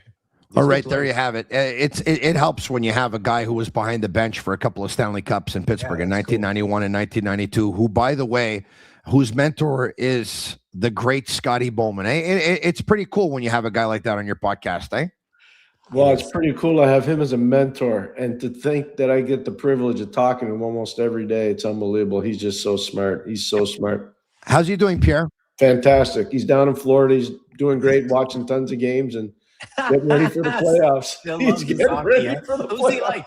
Who's he like in the East? I mean, I know he's going to like. He's close to Tampa, so he likes Tampa. But he's you know what? I will tell you this: he's really happy about Montreal. He really is. He's very happy to see what Montreal's doing. He's got some history, I hear. He's got speaking of history, guys. Speaking of history, I thought about Scotty today, and the reason why I thought about Scotty today is because today is a very important anniversary. You guys, does today say anything to you? March 11th? How about if I told you March 11, 1996? What? 1996? That's the new building. What happened? Tell me. It's the closing of the Montreal Forum. The last ever game played. There you have it. 30 years ago today. So Mike Camito, the Canadiens played their final game at the Forum. Following the game, the former captains passed the torch. Maurice Richard received an incredible standing ovation. I think it lasted about 7 minutes. But guys, Scotty Bowman was there that night. It was so great to see him. Guys, that is a night that as a hockey fan, and I wasn't in the media at that time covering the team because I started in 2002 and that was 1996. I think that's one of the greatest non-Stanley Cup nights in the history of the Montreal Canadiens. How about in all of sport? It was phenomenal. I was actually coaching that night. I was in Ottawa. I think we were playing Winnipeg. And we all were glued to the TV in between periods to watch the celebration. It was so good. We were all watching. Forget the game. Let's watch this. Oh, really, eh? Oh, yeah. We watched. It was good. It was really good. Isn't that something? Like when you see the torch being passed and all the old captains, and obviously Bob Gainey's there and the Rockets there. And it was Jean Beliveau. It's pretty amazing. It's pretty aming. The ovation that the Rocket got. He was a stoic person, but even he felt it that night. He tried not to. Yeah. Richard Garneau was le maître de cérémonie along with Dick Irvin. Yeah. They did such an amazing job. And you remember they also brought out Vladislav Tretiak that night. You remember that? Hey, a 6th round pick of the Montreal Canadiens. Never made it. The guy never made it. They brought out Vladislav Tretiak that night. Wasn't good enough. From captain to captain, the Dallas Stars were in town. The Canadiens won. You remember who scored the final goal ever at the Montreal Forum? I don't. I'm gonna guess Kirk Muller. Andrei Kovalenko. No, that wasn't a very good. Kirk Muller was not there. He was traded the year before for Pierre Turgeon. The year before, that's because right. Pierre Turgeon's the one who came out with the torch. Remember at the end when they passed it from captain to captain to captain, the last guy that got it was the current Canadiens captain at the time, Pierre Turgeon. Yeah. The only other night that even stands close for me in terms of non-hockey related moments was Saku Koivu's return. Other than that, those are the two that stand out that I was able to beat. I'll never forget that, Brian. I was there covering that for TSN, and that's about as emotional a night as I've ever had in a hockey rink. That was amazing. I was in the gondola for that one, and I was trying not to cry. It's people beside me. I'm a softie. People that don't know me, I'm a real softie. I was like, "Don't cry, Brian. Don't cry. We're at a hockey game. Don't cry, Brian." It was pretty emotional. Pierre McGuire, before I let you go, why don't we get to the two Canadiens goals now to tie it up at 2, and the one to put the Canadiens up by a score of 3-2, and that's the way it ended. Evans back to the point to Hudson, who shoots it at the net. It goes right to Texier, who goes for a wraparound, and the puck goes through Ullmark. What a return to play for Alex Texier, Pierre, who gets the game-tying goal. And you know what? You want to stay in the lineup? I think he scored a lot of points tonight, taking over for Cole Caulfield, who was out, of course, with an illness, with the flu or whatever it was. What a big goal by Texier. What an important goal for the Canadiens, Pierre. Yeah, it's a big wraparound play. There's no question about it. It comes off of that post play that we talked about before with Stephane Waite. It was a great save by Fowler at the other end against Amadio, and then obviously Bittt misses on an opportunity, and it comes the other way, and Texier takes advantage of it. I think the biggest part about that is seeing Struble down on the top of the crease trying to poke the puck past the goal. I thought that was great for Struble. Shows he got a lot of confidence still in this game, but Texier definitely merits a lot of consideration there, no question. All right, and now we'll get to the game-winning goal, of course, at 12:40 of the third period. Demidov to Newhook down the right side, a quick wrister. It had some zip on it. It goes off of Ullmark's body. He can't cover it. Pierre, I'm sure that Ullmark would love to have this one back. It's too bad because he's played really well, really amazing actually in the last 10 to 12 games or so. Demidov, Pierre, you love to see this.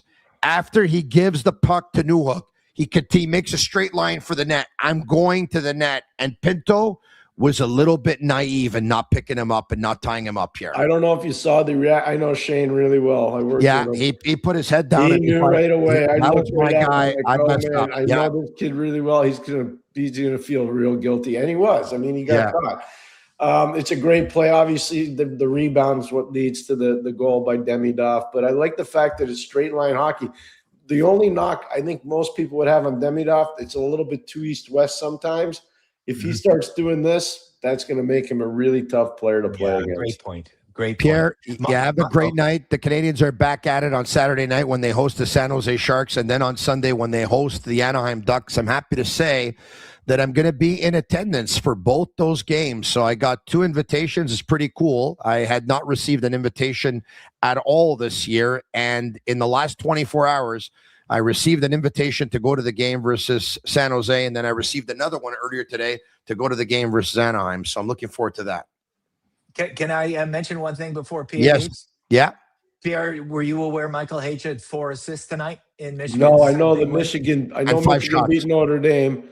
I know they beat Notre Dame, but yeah, I figured. I think Ohio State upset Wisconsin too. Oh, really? Wow. Yeah, and Penn State did a number on Minnesota, so things are rocking right now. Assists. Hey, I just want to say this for that game. Is it Friday? Oh, that's going to be a good one. Yeah, Penn State against Michigan. Oof. Yeah, I know, Tony. I'm not going to give your guest away, but I see who's on there, so it's good.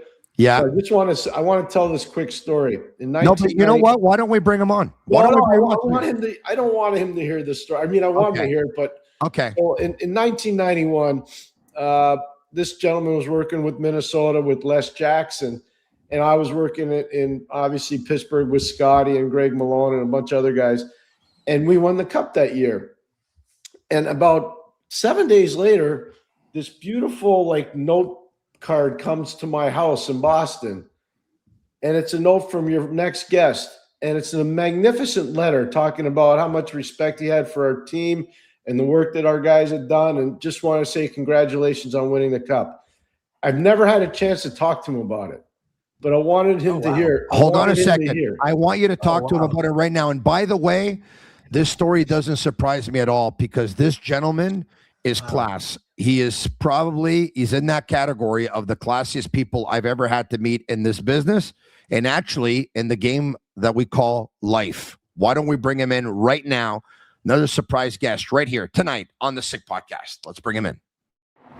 Craig Button, presented by Souvlaki Authentique. Bring the taste of Greece home. Yes, Montreal knows good food, but nothing hits like Souvlaki Authentique. Every stick of Souvlaki is marinated fresh. Every pita is packed with flavor, and the potatoes twice fried and finished with that signature lemon sauce. It's comfort food, Greek style, family run, flavor packed, and proud to serve Montreal. Go to SouvlakiAuthentique.com to find your nearest location and bring the taste of Greece home. Craig Button, that's a pretty amazing story, I would imagine. You remember it? Yeah, I mean, I think you always try to recognize people that do, the tireless work. The players obviously on the ice, we get to see them, the coaches and whatnot. But there's so many other people that do tireless work and that are just doing whatever they can to help their team be successful. So it's just, everybody out on the trail, on the track, so to speak, in the scouting world. They're all out there. I mean, they work for a team. But their teammates are the other scouts, and you're not giving away information, but you're traveling together, you're spending time together, and the respect is deep, and certainly, you want to do that. So thank you, Pierre, and it was very nice of you to acknowledge that. Do you know who was in the Forum the last game was played there? I was there. Wow. I was in the stands. The Dallas Stars were playing, so we were there. So it was I was working for Dallas, but here was my great fortune that night. I sat next to Pat Quinn. There was not enough room. They had us in different places. I sat next to Pat Quinn. For 3.5 hours, he regaled me with Montreal Canadiens history and NHL history. Now, Pierre and Brian and Tony, like I always say that I grew up in the hockey world. But when you're young, you're not paying attention. And to sit there with Pat for 3.5 hours and hear him talk about his experiences in Montreal and all these players that were coming out, it's something. It's something that the night was special, having grown up in Montreal, being at a lot of games in Montreal, but seeing the Forum closed, everything that happened that night. But you talk about lucky next to Pat Quinn for 3.5 hours. Wow. That's awesome. That's really good. Yeah, it really all was. Right. Yep. Pierre, I'm gonna let the new guy come in and keep my seat warm. So Pierre, you know what? You had a chance to say your story, and he obviously remembered it. I think it's a pretty cool story. I think it's awesome. I still have the letter. Wow. Still have the letter. Yeah. Oh, wow. That's cool. It was very classy. I won't forget. That's Craig Button for you. Thank you, right. Pierre Don't McGuire. You have forget a great this, night. Tony and Brian and Pierre knows this. It's up to us now to pay it forward. We have to help. I talk about Pat Quinn and how lucky I was, and you know what? Like I was younger then. I'm a little bit older now, so we got to keep paying it forward and help people understand that the game is special and the people in it are even more special. Agreed, 100%. Thank you, boys. I'll talk to you. Are you going to work on Saturday or no, Tony? Well, I'm going to be at the game. Let's go from there, Pierre. We'll see what happens. All right. We'll see how many beer I am See you buying. later, Brian. Bye, Craig. Great stuff. You know what it is. You know what it is obviously we're not allowed to broadcast from inside the building. If we were, I'll bring my tripod and I'll bring my phone and I'll do it right there. I have no problem. I'm already in the building, but we don't have that liberty just yet. But if we did, I definitely would. It's a changing world. It's coming. You know what? I agree with that. Yeah, I think you're right, Brian, and I can't wait for that. Craig, I know you watched the game tonight. You and I had a chat earlier today.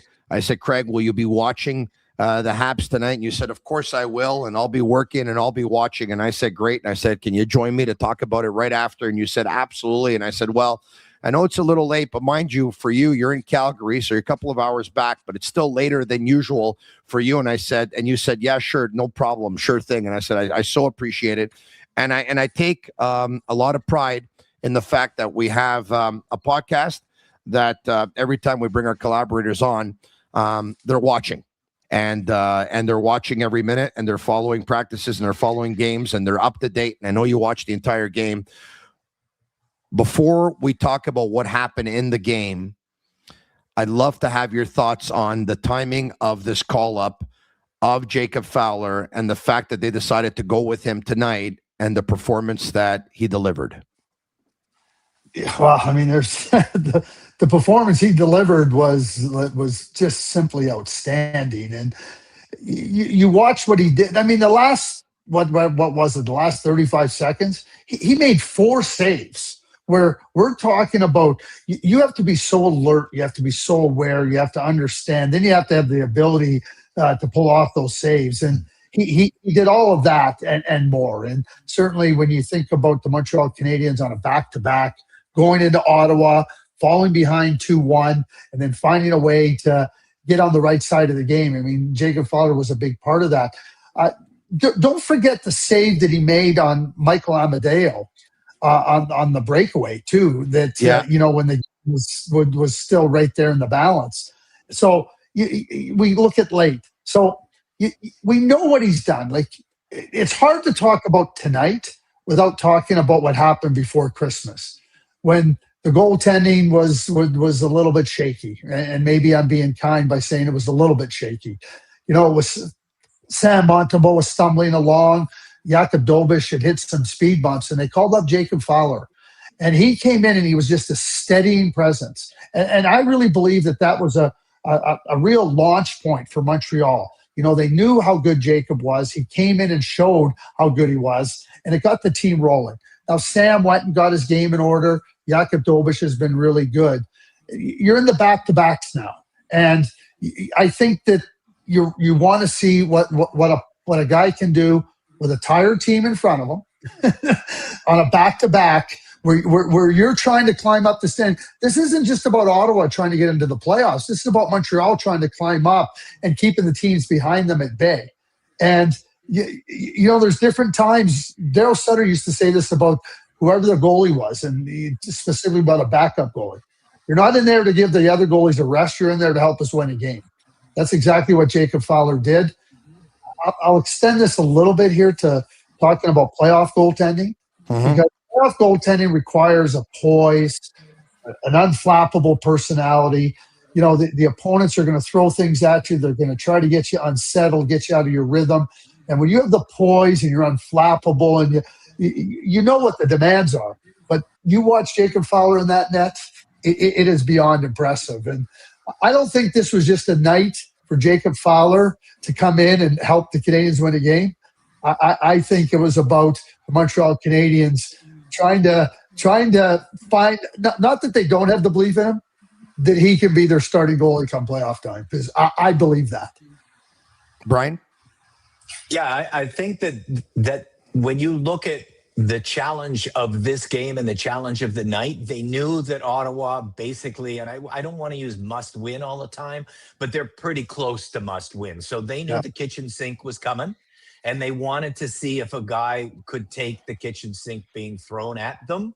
And this was the night to show everybody whether he could or couldn't. And when you looked at those last 2 minutes, when you looked how stable and square and controlled, I mean, Dobeš, for example, has been really good.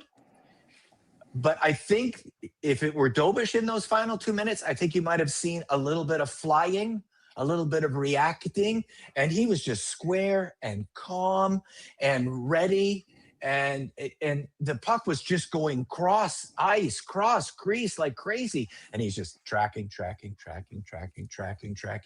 square the whole time. It's that calm you're talking about, Craig, and that's what we saw. And it was a magic moment for him.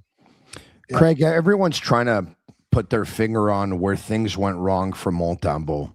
I've said this story many times. Montembeault was claimed off of waivers from the Florida Panthers. The first couple of games I saw him play with the Montreal Canadiens, and I don't claim to be a goalie expert, but I said, you know what?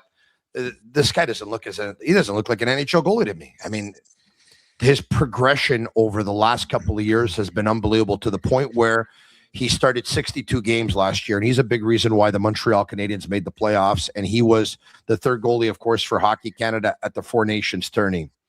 I have an opinion on it as to where things went wrong. Pierre McGuire has an opinion on it as well. Pierre believes the second that Montembeault saw the Olympics get away from him, that it affected his season the way it has. I'd love to get your take. We'll get Brian's take, and I'll give you my opinion on it as well. Where did things go wrong here?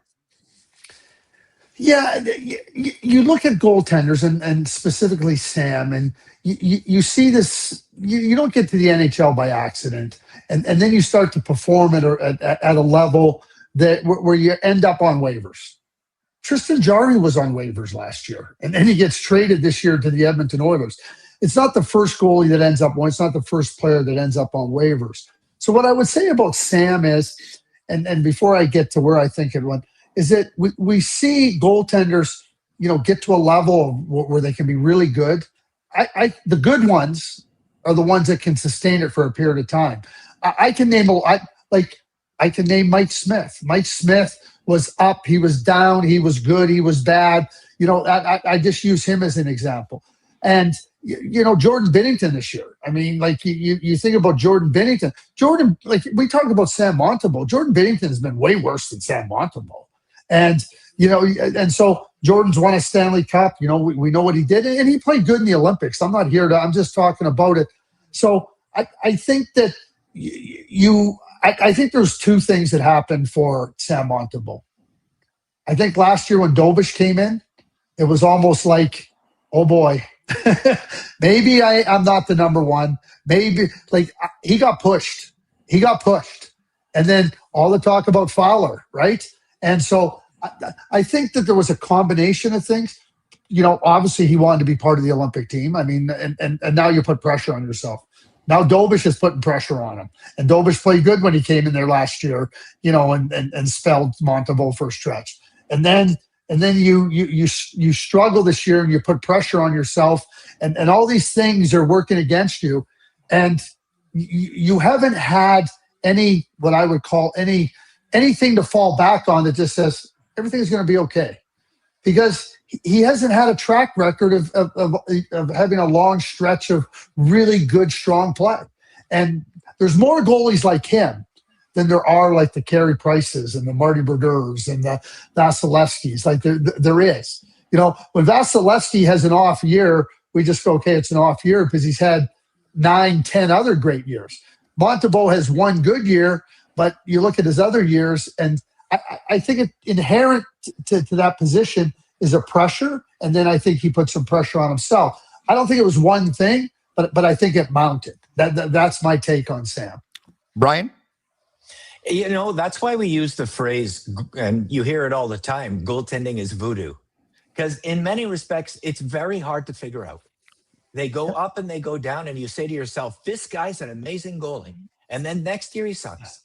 One year he's winning the cup, and then the next year he's at the bottom of the Grand Canyon.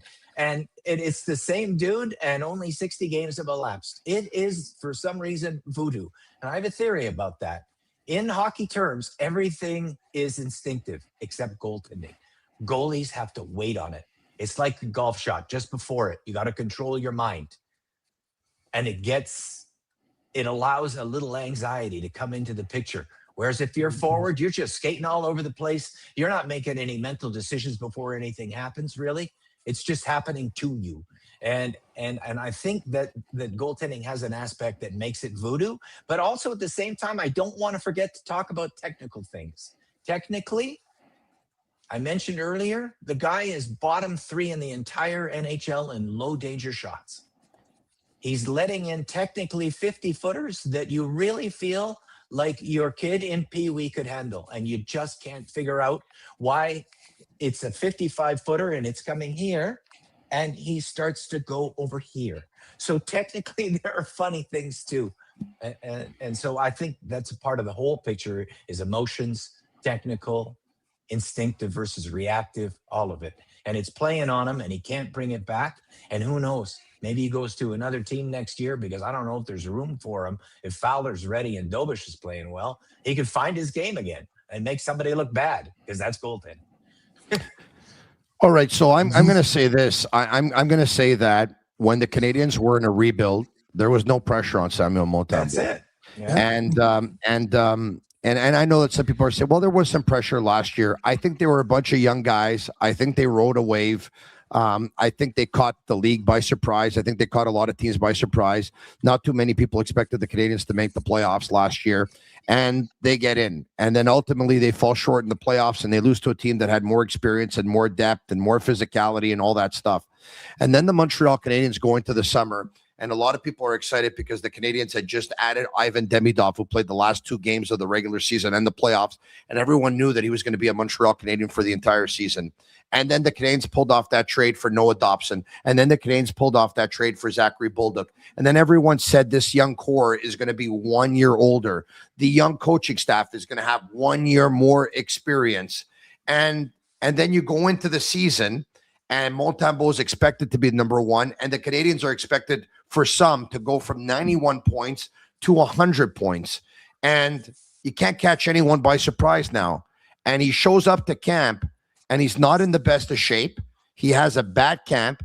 He was never able to catch up or recover, gets off to a bad start. And when he gets off to that bad start, there's more and more pressure. And guys, this is a really hard market, Montreal. And, is there a harder market than Montreal for a goalie? And add to that a goalie from the province of Quebec, whose family name is Montembeault. And I could be wrong here. Only he knows what's going on in his head and what's happened to his season. But I think the pressure was way too much. And I think for the good of his career, he's going to have to move on, and they're going to have to move him, because I think the pressure is probably just too unbearable. It's too much for him to handle. And I hope he gets to prove me wrong, because he already did in the past. But I'd be surprised if he does again. Well, he's not an elite goaltender, and there's only a handful of those guys, right? And one of the things that I've been doing, Brian and Tony, is that you see these goaltenders, they have a short stretch of success, and then they're extended for long periods of time on their contract. Kevin Lankinen, they got him for nothing. Aiden Hill, they got him for nothing. And these guys have been really terrible. Like the Vegas Golden Knights are in trouble because Aiden Hill and their goaltender has been so poor. Jordan Binnington. I mean, people talk about St. Louis is a good defensive team. They're a top 10 defensive team in the league. And I know what they're doing. It was the same thing Marty St. Louis was doing. You want to protect your goaltender. You've seen him play well. You don't want to beat him up because of the pressures. I mean, it's different in St. Louis than it is in Montreal, to your point, Tony. But, to the voodoo comment that Brian made, like, it's like pitching. Why does a good pitcher, 1 year has go 18-4, and then the next year comes back and he's 11-18? Because the technical part of it, as Brian points out, there's a real technical part of that. And goaltending is athletic, and you need the skills, but you need the mind to read the play and understand the technicalities of the position. And you can catch lightning in a bottle, literally. And I think, I talked to a number of people around the league. I'm at the point now, I'm not giving any goaltender that's giving me short-term success a longer-term contract. And if we lose them, that's okay. I got you for nothing. I can go get somebody else for nothing.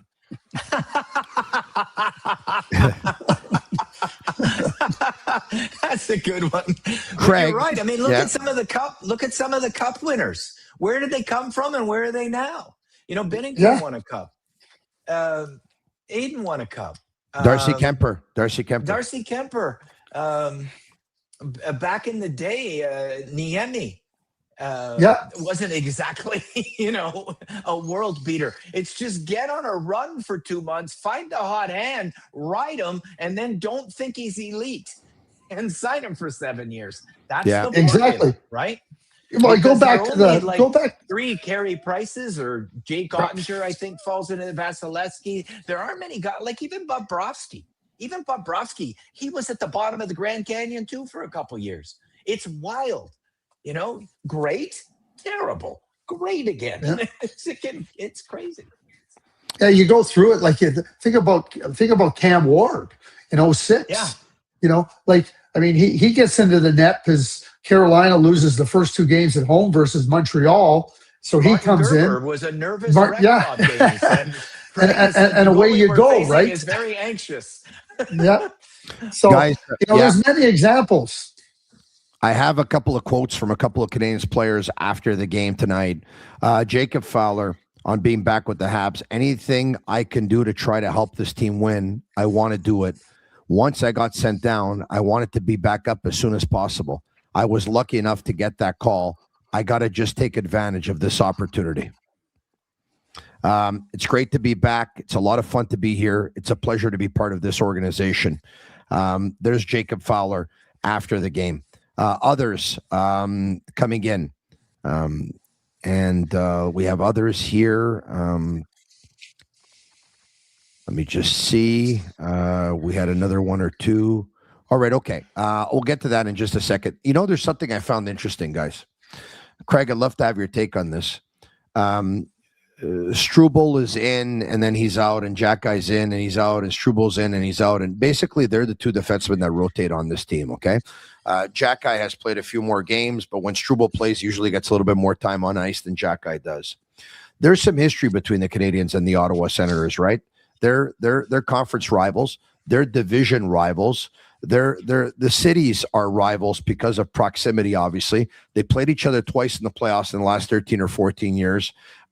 There's some history there. There was some physicality and some cheap shots and some fisticuffs when they played in the preseason, notably in a game in Quebec. And yet, Arbor Jackeye didn't dress for tonight's game, which had a lot of members, a lot of fans pretty upset about it on social media, saying they're going to get pushed around. And at one point, when the Senators were throwing around their physicality, a lot of those fans were saying, you see, I told you so. Well, Canadiens end up winning tonight. Once again, Arbor Jackeye wasn't in the lineup. Your thoughts on Arbor Jackeye not being in the lineup for a game like this versus a divisional rival? Yeah, I'm not fussed by it. I mean, yeah, I think in a game like tonight, it's back to back.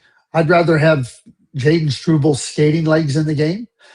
You like I thought, like, just to go back to another part of it, I thought Michael Matheson, in the first half of the game, some of the plays he made with the pucks, he had some turnovers.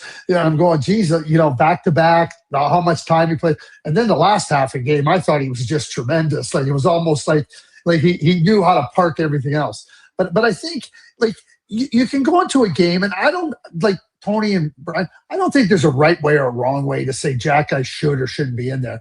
The way I look at it is they're going in there, they need some skating legs. The forechecking of the Ottawa Senators is pretty good. You want to have some guys that can beat the pressure, get the puck moving up the ice, transition, especially on back-to-back. Not everybody has their legs. And the other part of this is, do you want to engage Ottawa on their terms, or do you want them to maybe think, okay, maybe we can engage, right? Unlike what Jack had there. Because Arbor's not gonna turn down anything. Arbor is a really good, competitive, hard player. So that's the way I look at it. And I guess the fact that the Montreal Canadiens win 3-2, it looks like the right decision. Maybe if they lose 3-2, or they get the game's a little heavier, then you go, okay, these are the decisions coaches have to make. That's my take on it. I like in this type of a game, I'd like a little more skating legs on the back end, with the forecheck of the Senators in back-to-back games. Brian? I don't think Arbor Jackeye being in the lineup changes the way Nick Cousins behaves. He's still going to run around like he runs around, but it may change the way that Tim Stützle behaves. And so I think there's a little bit of advantage to the player that I might call sort of soft a little sometimes, if you put a little fear into them. But I certainly like the point that Craig's making about skating legs on a back-to-back like that. And I don't think Arbor would feel the legs tremendously, but I know Jaden would be really hungry to have a good night. And I've seen the stat card tonight, and Jaden was up there. I think he's second on the team or third on the team behind. There it is, behind only Lane Hudson, which is normal. Lane puts in a crazy number over 4. Like that's nobody in the league. This is unbelievable, guys. Lane Hudson tonight, I thought, had a B game. Like, he overhandled the puck at times, made some questionable decisions, had a couple of penalties. He was good. He's running away. He's running. Yeah. He's still that. He's running away, guys. He's double and triple and quadruple some of the players on the team. Mm-hmm. I'd be willing. Card, really. Like Hudson was clear and Struble was clear and Carrier had a really tough night. And then up top, you see Demidov was strong. Newhook, Slavskov, they were all strong. It's not surprising to me at all. And really, the fourth line is, I'm sorry, but it's getting caved in every night. Yeah, it's getting caved in quite a bit. You're right about that. Craig, this is unbelievable. I want to just tell you guys, I've watched Lane Hudson since he was a young kid. I mean, we all know what a fantastic player he is. Yeah. And you watch the game, and here's what I wrote about him in the third period. Yeah. He's the general. He commands the game. He's ever present. He's got a tireless initiative physically and mentally, and he's fearless. And, you think about people like, I know what other teams want to do. They circle them and go, hit them, run them, wear them down. and that's the fearless part. And he sets up opponents, come after me. Like, you think Montreal Canadiens fans, Brian, you'll remember, Tony's too young. J.C. Trombley commanded the game. He was a great player. Yeah. And when I watched Hudson play, like whatever his game was tonight, maybe it's not as good as other nights, he's still better than just about everybody. And it just shows how high the bar is, right? Oh, he's just not the passing, not anything. It's just unbelievable the way he gets out on that ice and he just says, "Here I am, let's go." Just fantastic. You think about him and Nick Suzuki and the way they go about their business. And, Nick, what was he, the 13th pick in the draft? Obviously, Lane was a late second-round pick. They're superstars.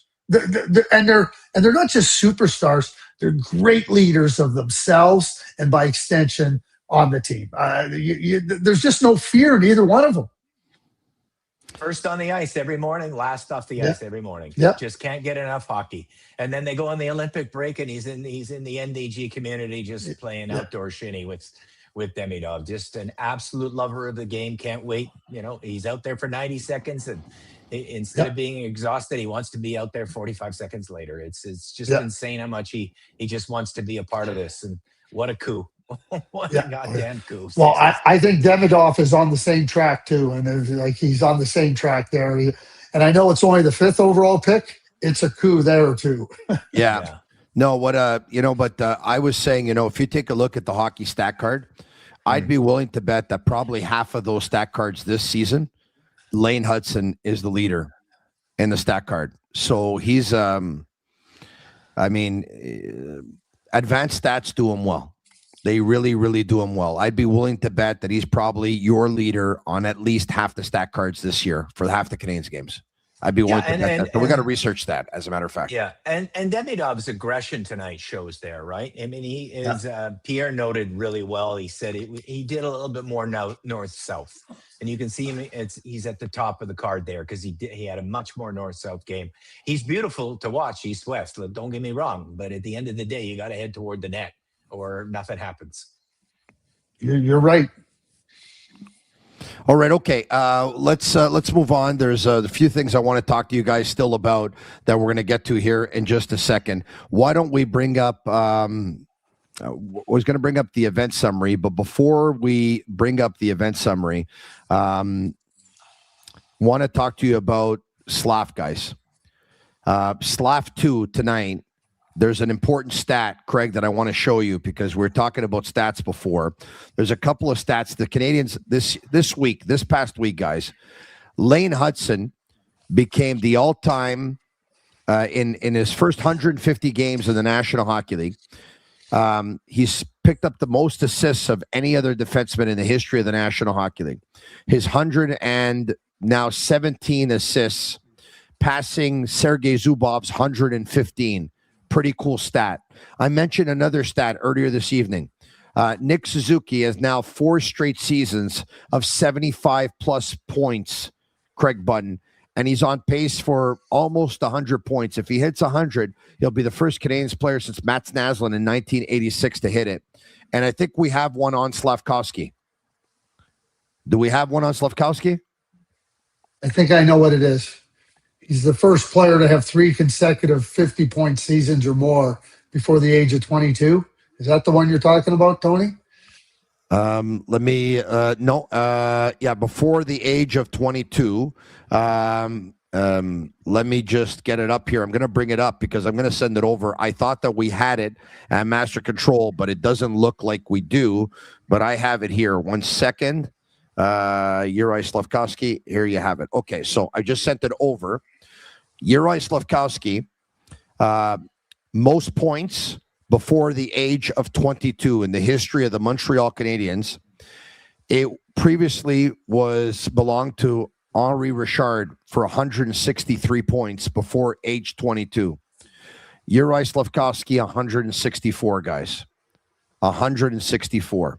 So there you have it. Lafleur was 119. Hudson was 126. Mario Tremblay was 136.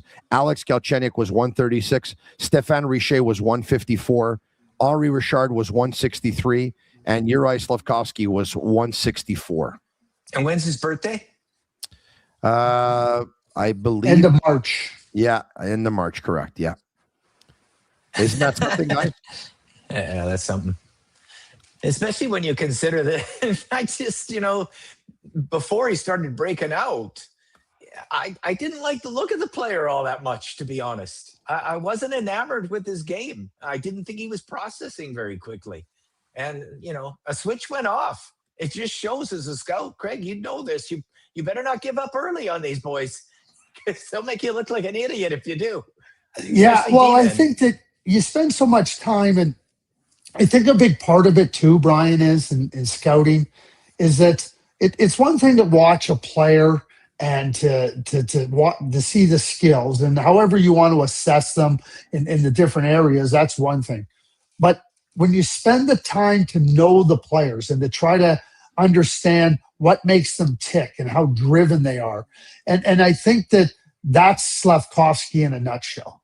Like the Montreal Canadiens, whether it be Demidov or Bryce Pickford or Michael Hage, or they're digging in to understand, okay, how do they take coaching? How do they feel about development? How hard do they work? And it's not based on the previous 2 months or at the combine. It's years. And that is Yuri Slafkovsky to me that becomes such a huge, huge part of his success. And you're right. You better be careful when you put that much time into a player and understand that giving up on somebody too soon because maybe they're not getting there as fast as you'd like leads to big errors, Especially with defensemen. I mean, David Reinbacher has been the only defenseman of the top 13 taken in his draft year that doesn't have an NHL game.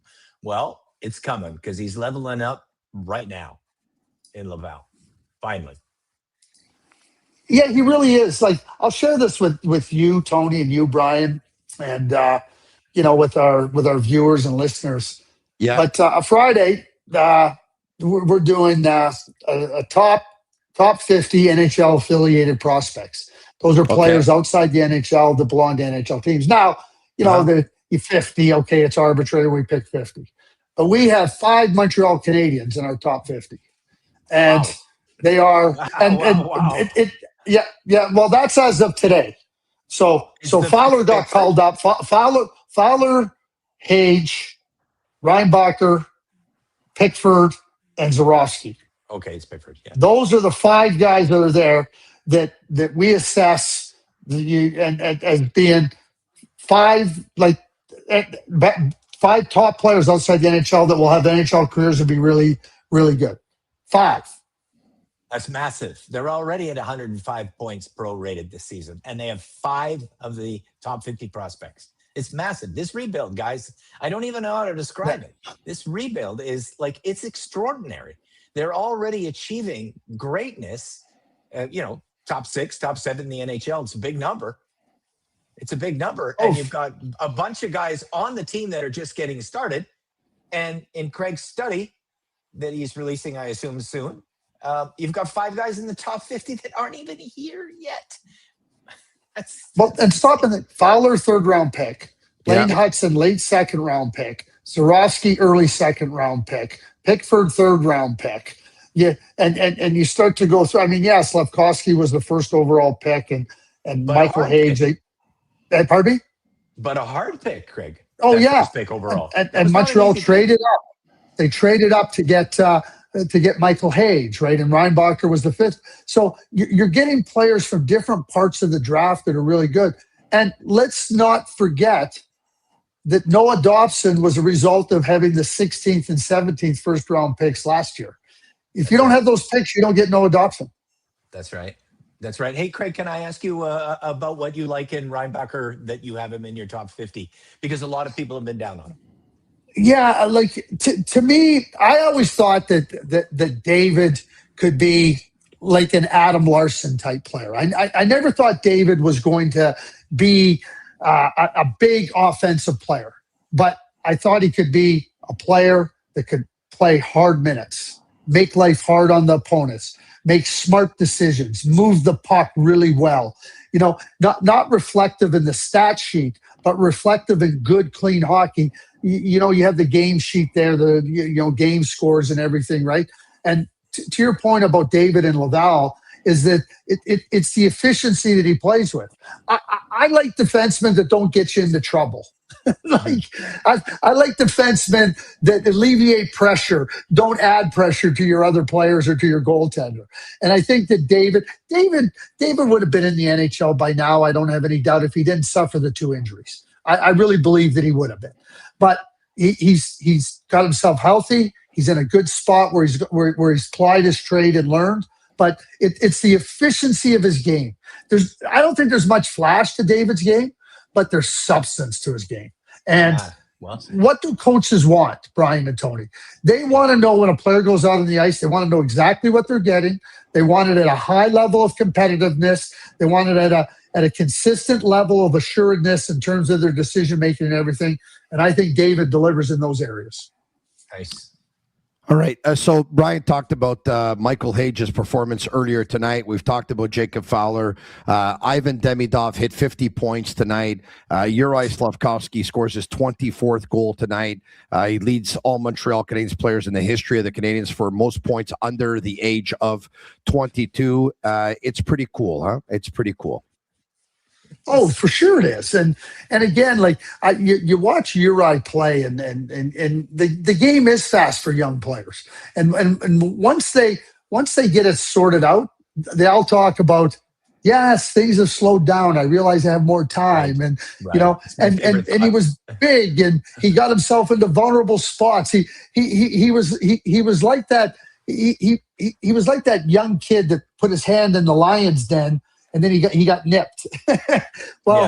Don't put your hand in the lion's den; you won't get nipped. But that's part of learning, right? And when I watch Uri play, he plays with this. He's going to score 30 goals this year, and we know how many points he has. But his importance to the team, I think, is just becoming more magnified.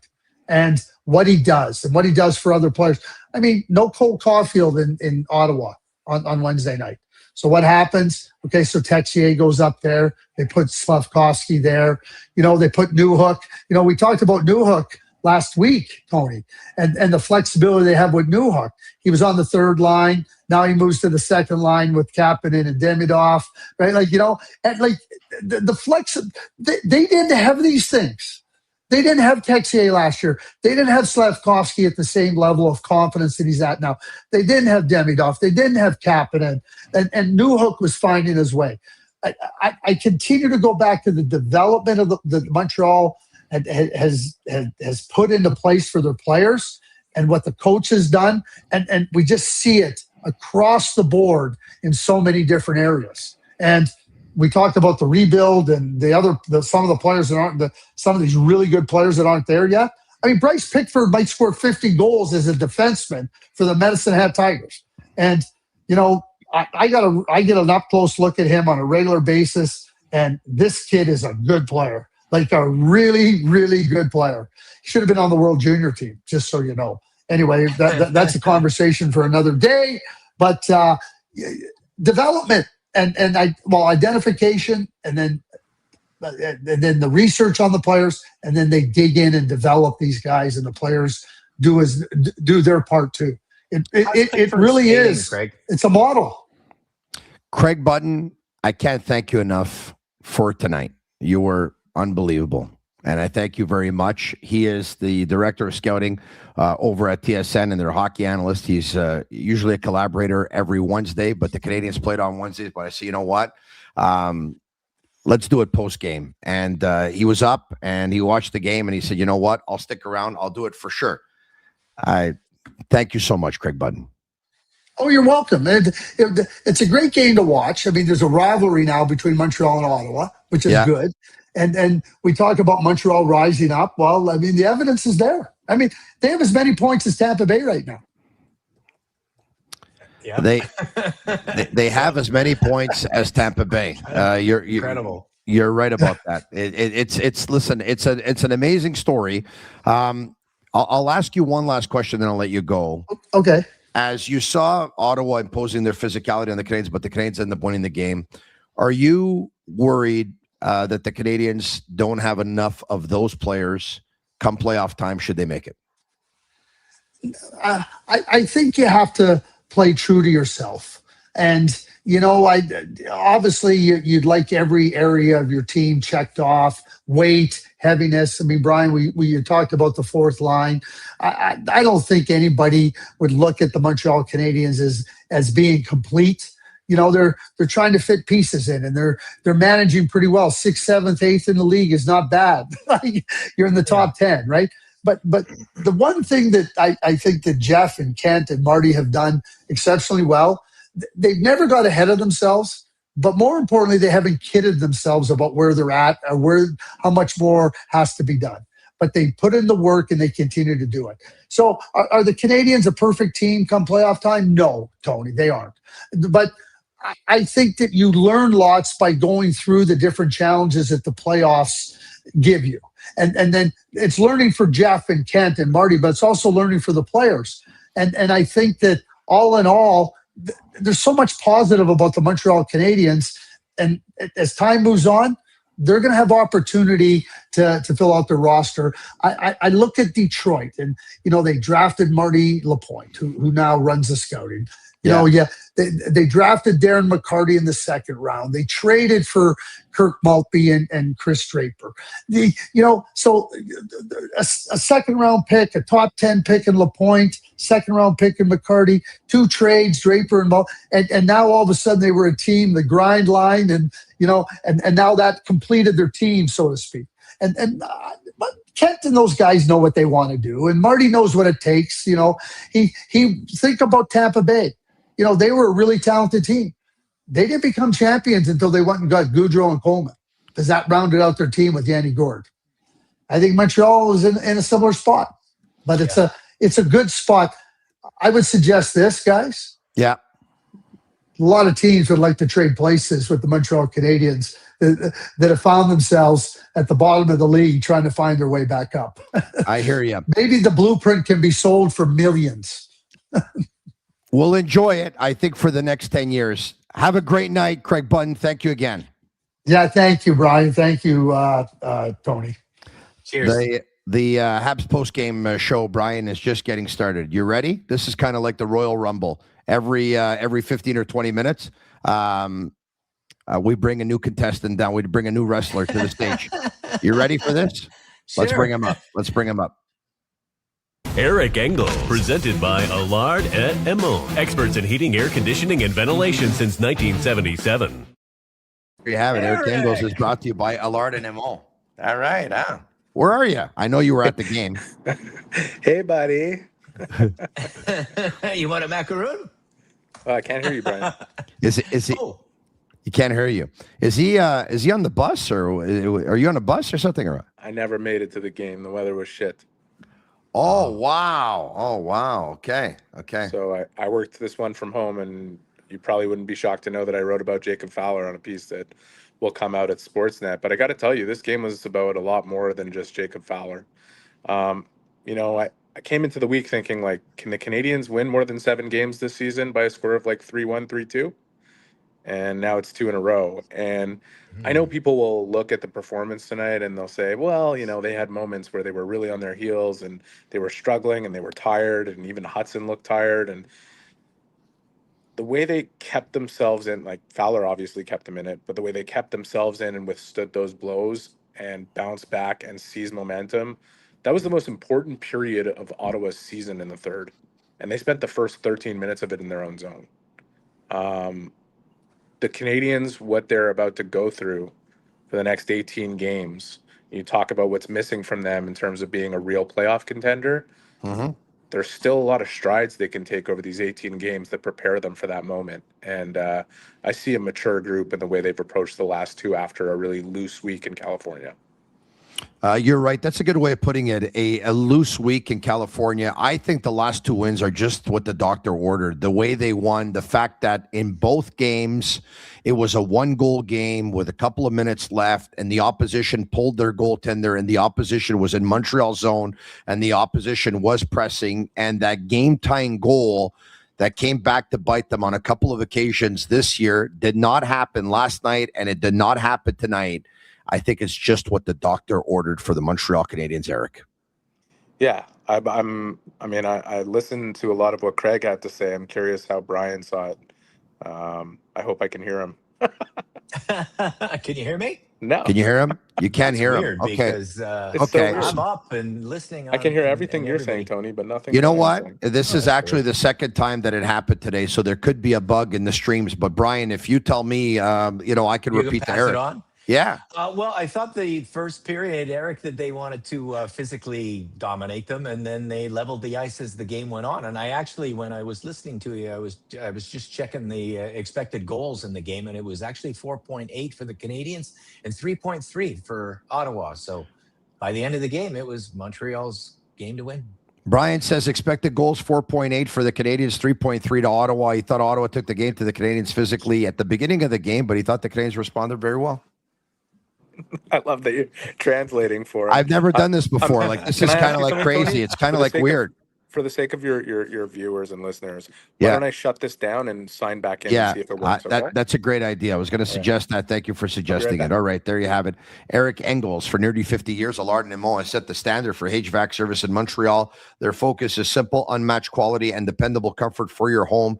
Visit allardmo.com to learn more. Allard and MO, experts in heating, air conditioning, and ventilation since 1977. The Canadiens are back at it, of course, on Saturday night when they host the San Jose Sharks. And if you want to get in on the action, go all the way with Betway. Get a deposit matchup bonus up to $300 on your first deposit. Scan the QR code on the screen or click on the link in the details section to create an account. Redeem your welcome offer. Offers only available for new customers. Terms and conditions apply. Offers not available in Ontario. Must be 18 years of age and older. And please play responsibly. All right, okay. There's something that I want to get to as well, which we haven't got to yet, and it's the event summary. I hear you. All right. That was really smart of you, actually. That was very smart. Once last week, too. Hey, buddy, I offered you a macaroon earlier. You didn't catch. Oh, it's a joke between just Eric and me. But yeah, I've been skipping them. Yeah, I got news for you, Eric. Ago, there was a little bit of a bug that I had too, where it wasn't working exactly Eric, the same way. A little unusual. I got news for you. Yeah. Monday night, I do television. Then I got a radio hit. Radio hit finishes at 7:30. Got a podcast at 10 o'clock. Guess what I did at 8 o'clock? Something that I did for the very first time in my life. You had sex? Drugs? What? That happens every day, Brian. But no, not drugs. Not drugs. I never touched a drug. I never touched a drug in my life. You know, You played pickleball? there was a Spanish fly. I played pickleball. That's what I was gonna say. Oh, Played wow. pickleball. Yeah, I played Did you have the pickleball. So time of all your three life? of us are pickleball fans then. I listen to me and listen to me carefully. Uh-oh. I think pickleball is going to change my life. It's not. I guarantee it's not. I think it's changed pickleball. I think Well, yours, pickleball. yes, not Tony's though. It's what Brian, I think Yes. pickleball is going to change my life. Oh. I was looking for an activity to do with, preferably with my boys.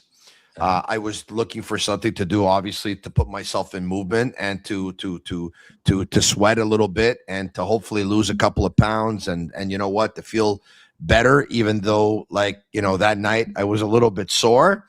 I felt I even had a little bit of a pinched nerve in my tricep or whatever it was. I absolutely loved it, and I got to tell you something. Based on it, based on opinions from those who were playing with me and against me, and those that were watching me, The greatest ever. I'm pretty good.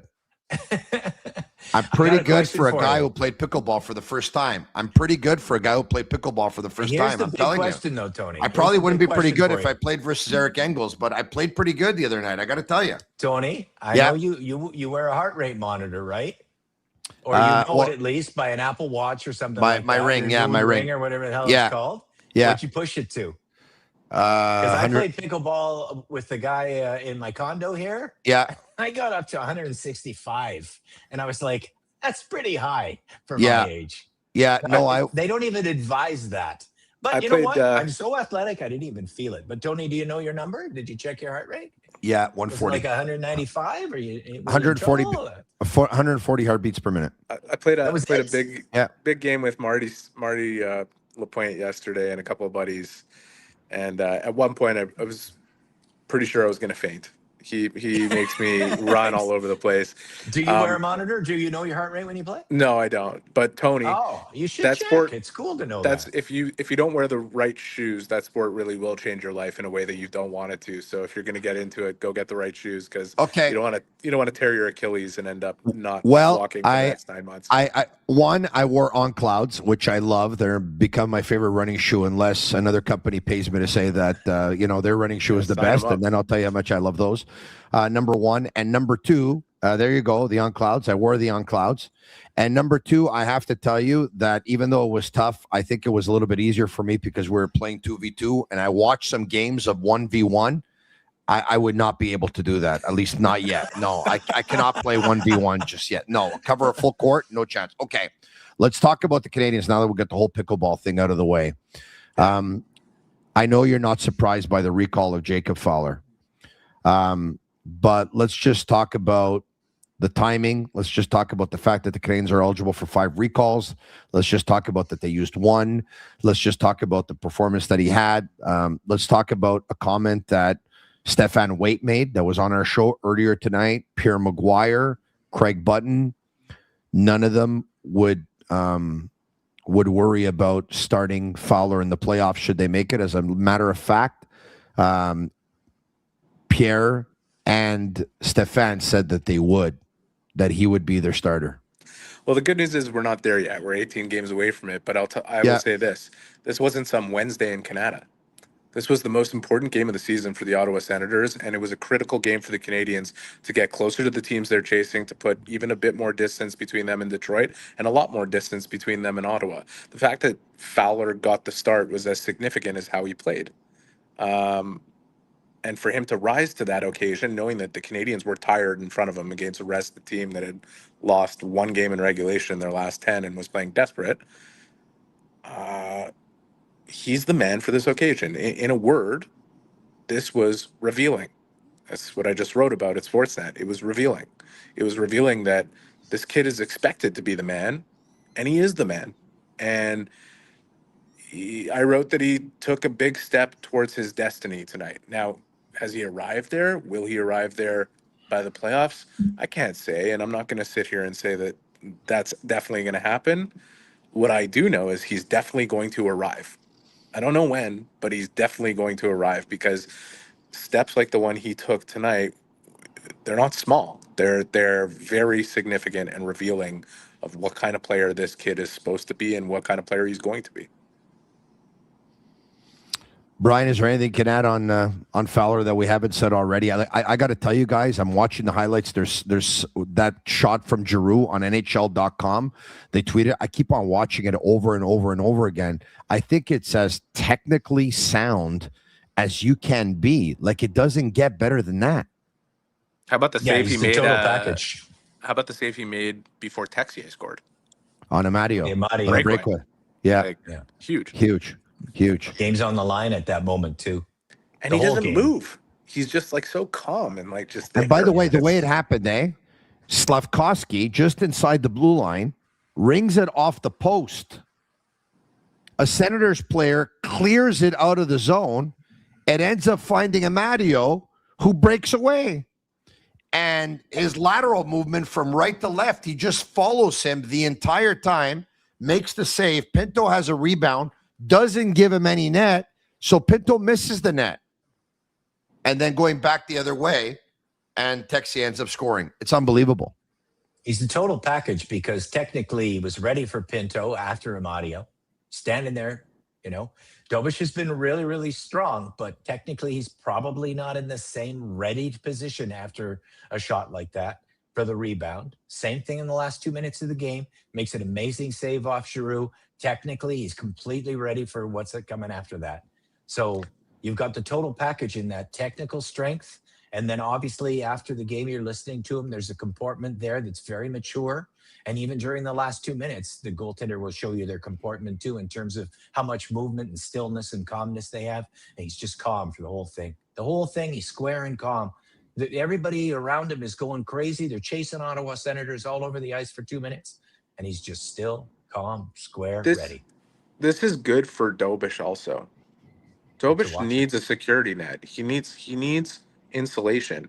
He is still a 24-year-old rookie in his first games in this league, just like Fowler. He's 30 games ahead of him, but it's not that big of a gap. And so, to have Montembeault there, who on occasion has looked like himself, but more often has not looked like anything close to what he's supposed to be, alleviates some pressure. And we know that Dobish, when he gets on a roll, he's great, but like the longer he gets on it, the more, without that insulation, the wheels can fall off a little bit. And he's been great at correcting quickly. Like, he deserves all this credit. Like, 21 wins in 31 games this year, and there's been a lot of critique about the goaltending and him in particular at different points.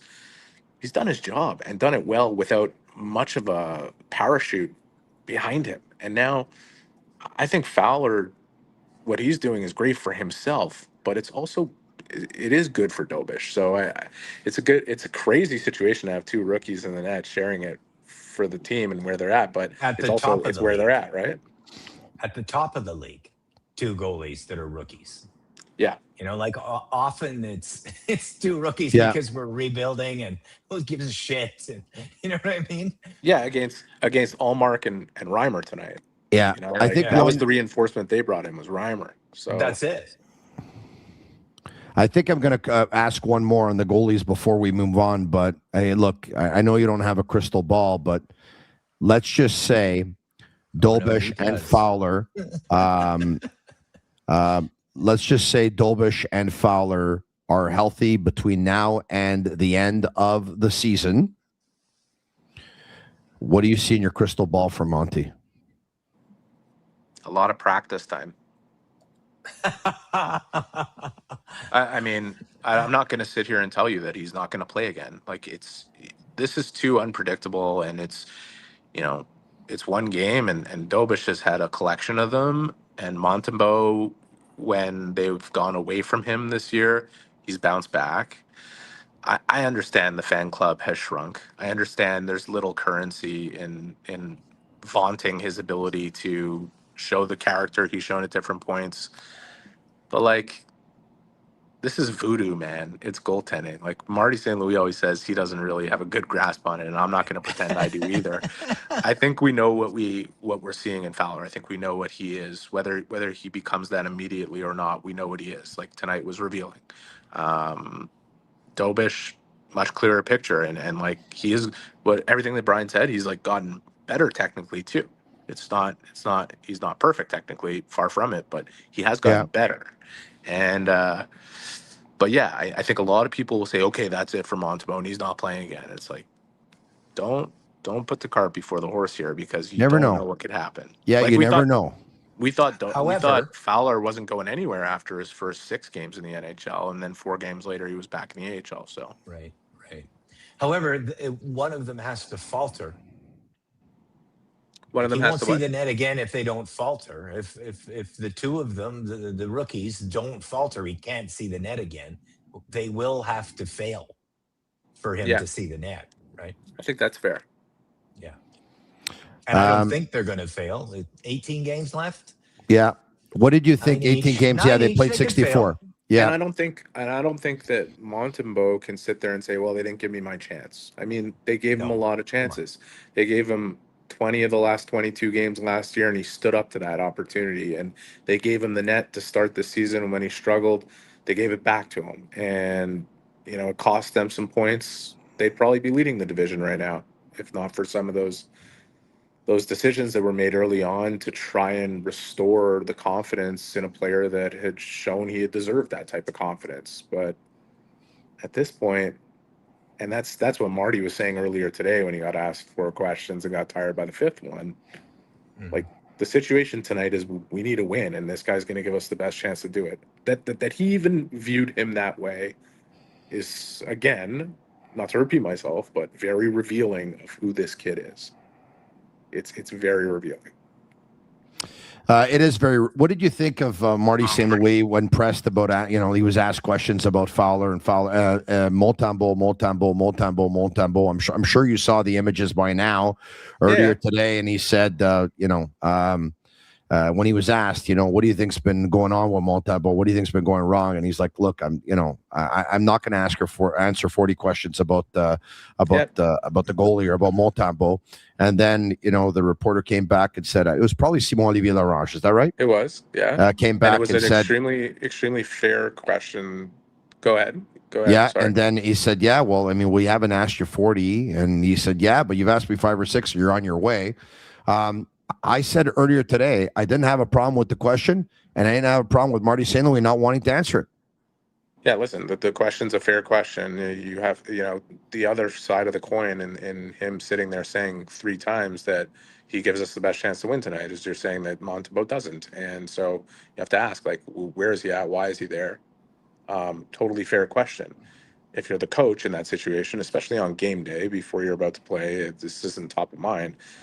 You have no reason to just throw your goaltender under the bus, knowing that, believe it or not, because everybody doesn't really believe it, you could see him again this season. So and it's not his style anyways, and so that's fine. Like, I think if you're a coach, you got to protect. He's already made a very difficult decision on this day, right? And the day before, because Fowler arrived in Ottawa yesterday, or 2 days ago. Now that it's 12:50 in the morning Eastern time, like, if you think that was easy for Marty St. Louis to turn to his guy who's shown faith in and restored faith in and all that, to turn to him and say, the 21-year-old kid with 10 games of experience is playing the biggest game of the year, not you, to pile onto that by answering that question, and that's fine. Like, I think the reporter probably understood. I don't think Simon deserved or enjoyed that interaction because the question was fair. But I don't think he was surprised by the answer in terms of not wanting to throw Montembeault under the bus. Yeah. What do you want? What do you want Marty to say, right? I mean, everyone knows that Monty's been struggling since, even since preseason. What do you want him to say? Everybody knows. Like, Monty's got a knee on the ground already. What do you want him to do? You want his coach to pile up on him as well? That wasn't going to happen. All right, okay. And the fans would scream and cry and yell if the question doesn't get asked. So, like, it's okay. Tough night for Carrier, eh? Did you think? I thought so. Because he had one giveaway? I thought it was a tough night for him. Did you see his third period? I thought his third period was fantastic. His third period was fantastic. Puts himself in a position where he gets hit and he gets hit hard. That's a common theme, I find. So he got hit by Cousins. Yeah. He had a turnover on the goal, trying to push the puck up the wall. Don't know where Gooley was going on that play. He's the last man back. Yeah. But also, like, if you watch the second half of the game, when the Canadiens kind of picked themselves up off the floor and found some energy again, a second wind, He led the charge physically. He disrupted a ton of plays in the neutral zone. He pushed the puck up the ice. He threw hits, blocked shots. You know, I don't. I think it's sure, part of it's how you start, but it's about how you finish when you win a game, and like this guy was a big part of that. Brian, what do you think? The advanced stats, the hockey stat card was not complimentary of Carrier, but I will tell you that I thought his most comfortable period was the third. Yeah, for sure. I mean, overall, it was all more comfortable for everybody in the third. It was a reminiscent of the Boston game where the Bruins tried to steamroll them for the first 10, 15 minutes, and then they ran out of energy to do that.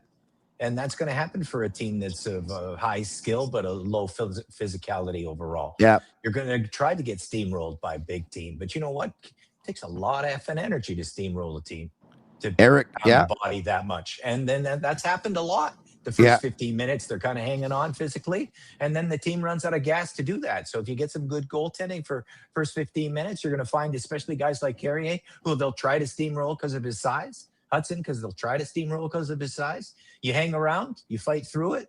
The whole team can rise up in the third period, and that's exactly what happened. It's been a little bit of a script this season. And they pushed back. They asserted themselves too. Like they didn't just take it and then not punch back. They did. That's it. If I want to talk about Texier. Texier scores a big goal tonight. He's been out of the lineup for a while. The only reason why he's back in tonight, obviously, is that Caulfield was under the weather and couldn't make it, and battled through it yesterday, and they decided to hold him out tonight. And he gets in there. Played a good game. Not only scored a good goal, I thought he played a good game. I think a lot of people probably would have even said, you know what, back on the number one line already. This guy wants to stay in that lineup. And you know what, up until tonight, most of his best games, I think, came actually at home and not on the road. Like some will actually, say that tonight was probably a home game because they played in Ottawa in front of so many Montreal Canadiens fans. But has this guy done enough? Like, this was a great opportunity he was given tonight, and he obviously made the most of it. But when Caulfield comes back, is he back out, or are they looking at someone else? If you want me to go first, I'll say he's back out. But I'm going to say this. If I said that Jacob Fowler and the whole situation with him tonight was revealing, what happened with Texier was reassuring. And when you have a depth piece of that value that can step into the lineup and make an impact the way he did, it tells you how good your team is, number one. And number two, I also like that his focus, aside from the fact that he put the puck in the net, was the details. He played a detailed game. And that was what got him knocked out of the lineup. Like, that's what he said after too in his quote, was that he wanted to pay attention to details. Yeah. There you go. It wasn't good enough before. It was much better tonight. The reality is what's happening between Evans, Bolduc, and Doc is rather convincing right now. Now, Bolduc had a couple sequences defensively in this game where you were kind of just like, you got to read this better and faster. His reads are not great. But I find physically, he forechecked and brought an element that was important to bouncing back in the game, correct, asserting the Canadiens. So, and that line is, they're producing and doing so. They're playing in the offensive zone a lot. I know you guys love the stat card. I think it says that. Yeah, absolutely. That my take on that overall, though, when I look at what Texier did tonight and what he brought to the table, and what he's brought to the table pretty much all of the games he's played for the Canadiens, save 2 or 3 that got him at the end taken out of the lineup, is I would like to see them rotate more players in and out of the lineup than they do. I'd like to see Veleno get back in and play. He wasn't an issue on the team. He played good hockey, and he's been sitting for a long time. And I'd like to see Texier rotated in as well when Caulfield comes back. So I would take a couple players like Gallagher, who is aging, and I would say, we're not insulting you here, but we want you fresh for the playoffs. And it's not a horrible thing to do. And so that would be my take. I would like to see some of these rested guys that are talented feel like if there are injuries in the playoffs, then they haven't not played for 65 days, which would be a problem.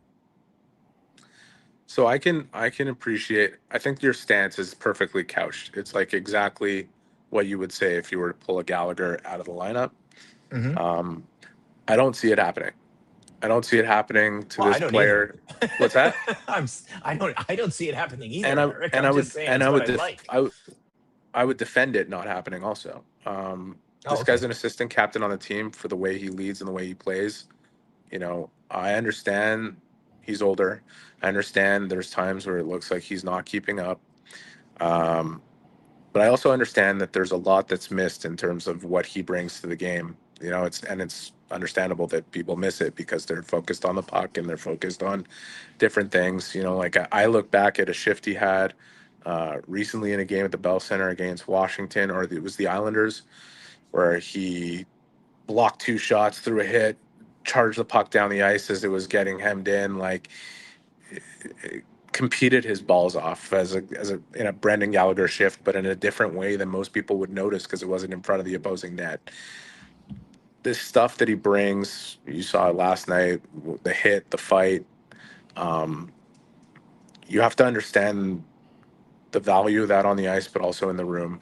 And it's a dangerous game to play to knock a Gallagher out for a Texier or a Line for that matter. Some people would lobby for it. Now, I think you brought it up in the most logical way possible, Brian.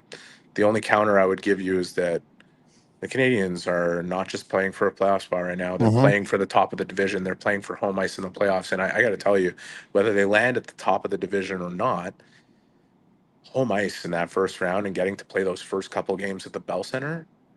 I mean, you saw what it looked like where they had to start in Washington last year. You're And right. it's It good was that they have that experience under that belt. yeah, But like, yeah. this is pretty crucial.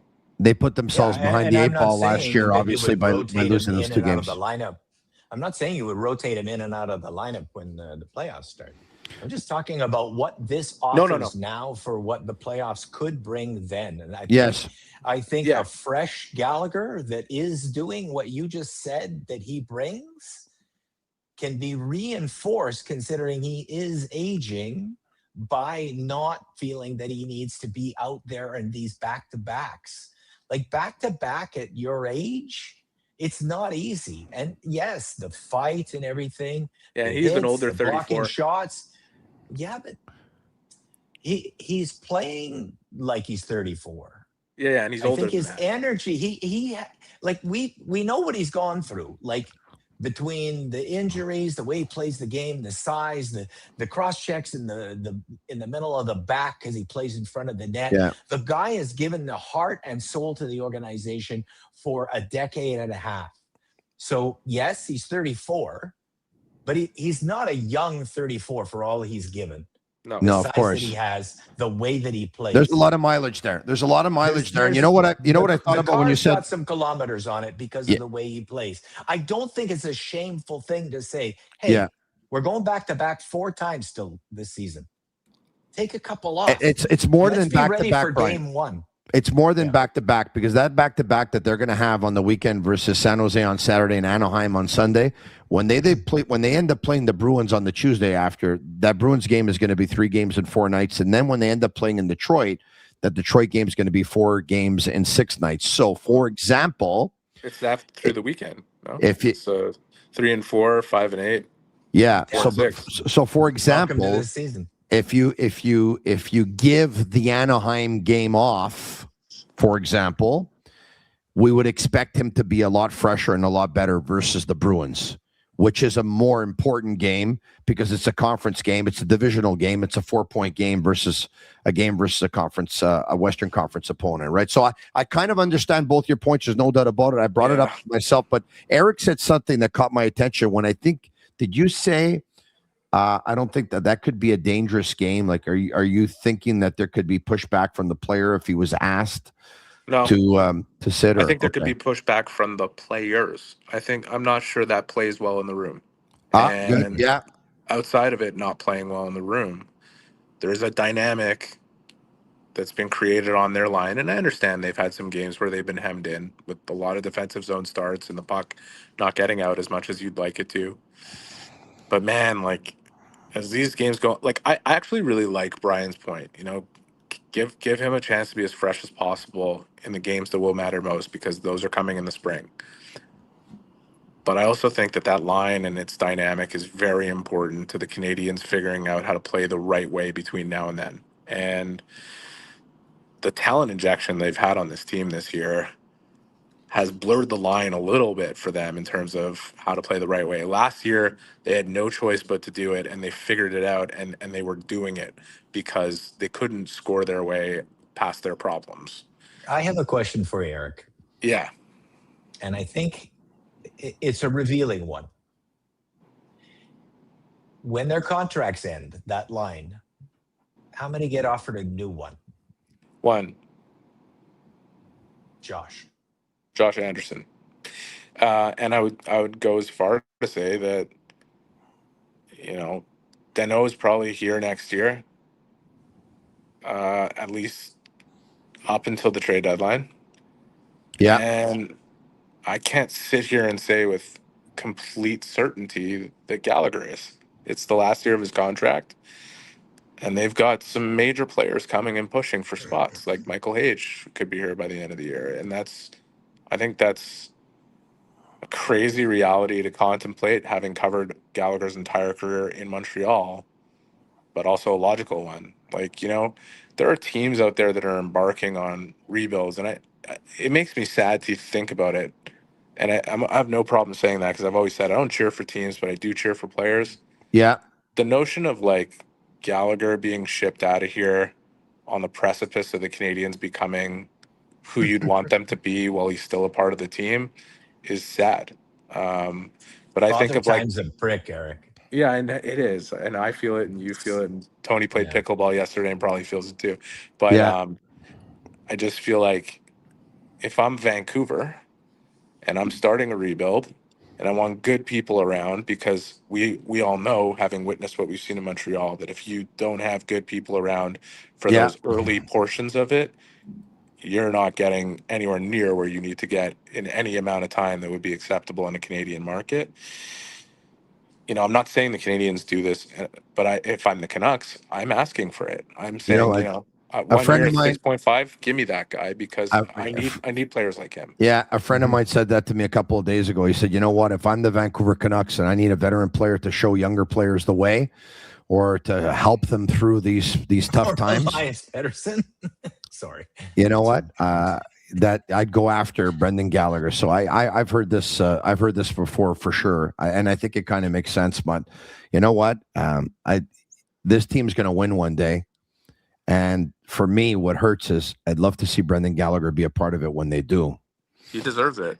He deserves it. I think if there might be some fans now that are a little disconnected from what Gallagher gave to this team. He played 6 years. People complain about his contract. He played 6 years at 3.6, where he was scoring 30 goals a year and he was bleeding left, right, and center on the ice. Yeah. He played the gutsiest hockey you could play. And when people saw that clip where I asked Marc Bergevin about the notion of losing Gallagher after what they had been through together, if that is what brought both sides together on the new deal, you don't think Marc Bergevin knew that was going to be a bad deal? He knew, but he was compensating Brendan Gallagher for playing on a bad deal on his end. And also, I think, you saw Marc Bergevin get very emotional when I asked him that question. It's because he said, he means a lot to me. He means a lot. He means a lot. People forget. It's so easy to take the emotions out of it and say, well, he's slower and you can't catch a pass here and that. Don't forget who this guy is and what he's done. Don't forget. You can't just divorce all the emotions of it and get so disconnected from it that you blur the line in terms of who he was. You're right, Brian. Father Time is a prick, and it's advanced for him despite his age not being as high as it could be. Corey Perry's 41. It's gone slower. Yeah, exactly. Everybody's different. Eric, what time do you usually go to bed? Be honest with me. About 30 minutes ago. So I'll keep you for one more question then. Is that cool? Yeah, that's all good. Big play by Demidov yesterday. on the first goal of the game, which was Kapanen's goal. Big play by Demidov. I thought the pass from Suzuki tonight was unbelievable. I mentioned it to Pierre McGuire that when Slafkovsky scores the goal to put the Canadiens up by a score of 1-0, I watched it in slow-mo, I think 1,000 times. Suzuki blows, it's funny. I was mentioning to a friend, or I've been saying over the last couple of days, I think Lane Hudson's crazy good. I think Nick Suzuki's crazy good. I think Cole Caulfield's crazy good. I think Slafkovsky's crazy good. And they got so many players that I think are crazy good. Like I don't think I've ever gone through this before, where there's so many Montreal Canadiens players that I think are so crazy good all at the same time. Suzuki's pass tonight on the power play went through 3 Ottawa Senators players. He basically broke them down. It was unbelievable. I mean, it was unbelievable, that pass. It was as good of a pass as it was a horrible defense from two guys who fell trying to intercept it. Like, Demidov, true or false? True or false? I'll ask you both. True or false? 5 years from now, Ivan Demidov is a top 10 player in the world. True or false? Yeah. Yeah. For me, Demidov is the next Kucherov. Whether he's going to be a poor man's Kucherov, I don't know, but I think he's the next Kucherov. Well, I quoted that he is on pace for 65 points. 2 years ago, the rookie winner was Connor Bedard. He had 61. 1 year ago, Macklin Celebrini had 63. He's about to eclipse both of them in his rookie campaign. So why would he not follow their career path? I said to Tony at the beginning of this season that Macklin had 62 points last year. Or 63, 62? Yep. 63. 60, yeah. And that's what Demidov would do this year. Yeah. I think, but did Macklin miss some games last year? He didn't play 82. He missed 10 to 12 games, yeah. Yeah, so yeah. I said that Demidov would score 63 in 82. Yeah. Okay. He's on pace for 65. You're right on. This kid, I love his last 2 games because all that deferring, what was really good for Slav playing with those 2 guys, I don't want to say was detrimental for those 2 guys, but the habit started to become deferring to Slav. That's it. And that's okay, because Slav was demanding the puck, and you better give it to him, especially with what he was doing with it. Now Demidov is asserting himself, and the team's going to get better because of this. He's going to get better for sure, but the team is getting better because of what he's doing right now, and it's great. It's amazing that for 2 weeks he finally looked like a rookie. He hadn't looked like that all year. Where it was okay, it is his rookie season. He's only 20 years old. He just turned 20. In 5 years, guys, he's a top 10 player in the world. That's how freaking good this kid is. It's going to be fun. Rookies have It's going to be fun to watch. You know what's amazing about what Eric just said? In 5 years, he's a top 10 player in the world. I think there's other Canadiens players that could be in that category too.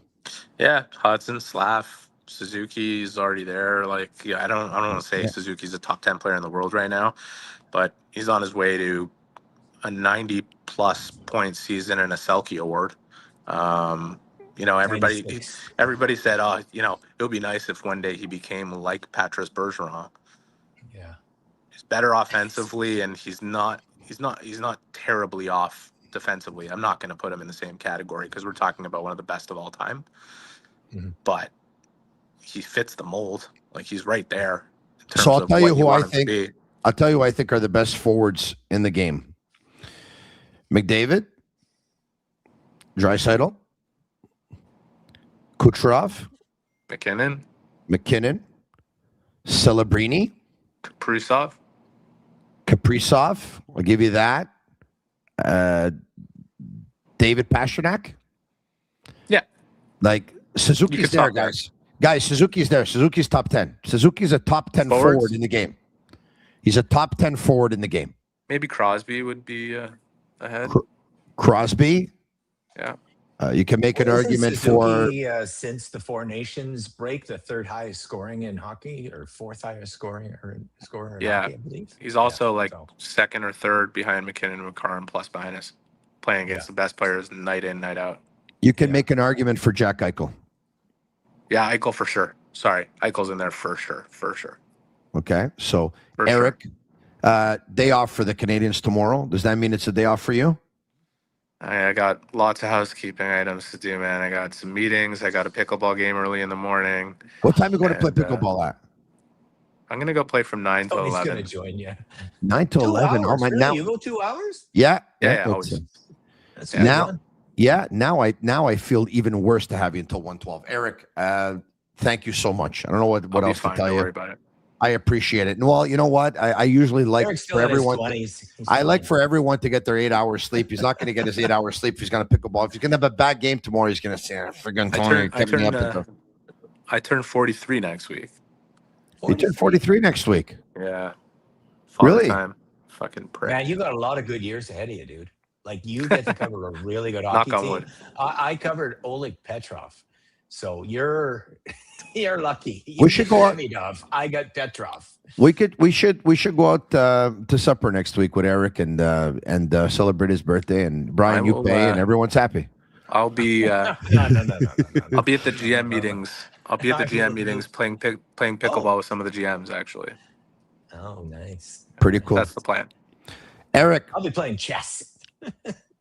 Eric, let me know when your birthday is. Send me a text message. All right, I want to know. Thanks for doing this, man. I appreciate it, bud. Take care, fellas. We'll talk to you soon. All right, there you have it, Eric Cheers. Engels. All right, Brian. Listen, I think we're going to go for another 2 hours. Oh, really? Do you? Well, you're on your own, bud. Why don't we do this? Why don't we do this? If you like the podcast tonight, like it. There's a hype button at the bottom of the video. If you can hit that hype button, I would appreciate that as well. If you leave us a 5-star review on Apple, it's our way of feeling the love. This is the longest we've ever gone, I think, with a post-game show. There was a little, there was a little extra motivation to do so tonight. It was a very rewarding night. The numbers were awesome. These are the numbers that I expect to get all the time. Well, as we speak, Brian, right now, there's 2,300 people watching on YouTube. That's impossible. Are you sure that's accurate? I am. It's 2,243 if you want me to be accurate. It's 1:15 in the morning. Yeah, but it's The also passionate fan base is insane, isn't it? yeah, it's insane. it definitely is insane. And this is what I want to do for those who are still up and still crazy. watching. Wow. I'd love to take some questions right now. And if you want to, 2,000. if you want to, be like 200 people not going to bed yet. yeah, no, if you want to call it a night, I completely understand. But I'm going to stick around. I'll take 5 questions. Let's wrap it up with 5 questions. I've been around for your 5 questions. I take the Metro home after our segments when they're playing at the Bell Center. Yeah. And I listen to your 5 questions, you and Pierre, with the phone in my pocket, but the sound still works, and it's really quite enjoyable. So that's awesome stuff. All right, so why don't we take 5 questions? 3 + 2, 3, 2, 5 questions. That sounds good. Yeah, why not? Let's take 5 questions. Here we go. All right. Habs fan 10001 sends over $5. We need to trust the process. Kent, Jeff, and Marty have a plan. No need to jump the gun. We have a great team for many years to come. I agree with that. Yeah. Brian, I've never trusted a Montreal Canadiens management team and coaching staff more than this one. And I'd add to that their player development team, their analytics department. Bob Rov. We haven't mentioned Bob Rov enough. Bob Rov's fantastic. Listen, I'm going to tell you something, all right? Us members of the media, we're usually very demanding. We're usually hard on GMs. We're usually hard on coaches. We're usually hard on scouts. Bunch of know-it-alls. We're a bunch of know-it-alls. And there have been years where, I mean, between you and I, tell me if there have been years that you've covered this team where you didn't ask yourself at some points if you knew more than the GM or more than the coach or more than assistant coach or more than a scout. There were moments, right? Moments. How many moments? Have you ever had a moment like that with this management team and this coaching staff?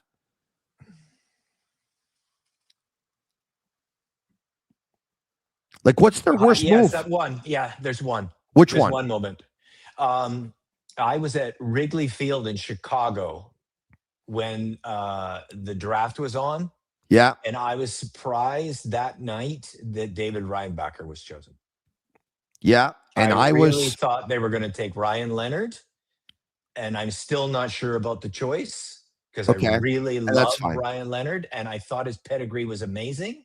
But I mean, if you're differing in 4 years, one time with management, because differing on talent levels and, prospects, I mean, geez, it's an incredibly dicey thing. You would have 30 GMs some years, not sure who the 7 pick should be. So this is nothing. But in another draft year, they picked another defenseman named Lane Hudson at 62nd overall. So we should cancel that one out. We should forget about it. So. Oh, that's pretty good. So I'm going to say this. Definitely.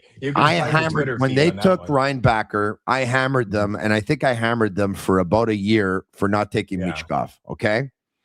Right, that's right. I was not a Michkov hammer. I was a Ryan Leonard boy. Okay, so or maybe less, about a year or so.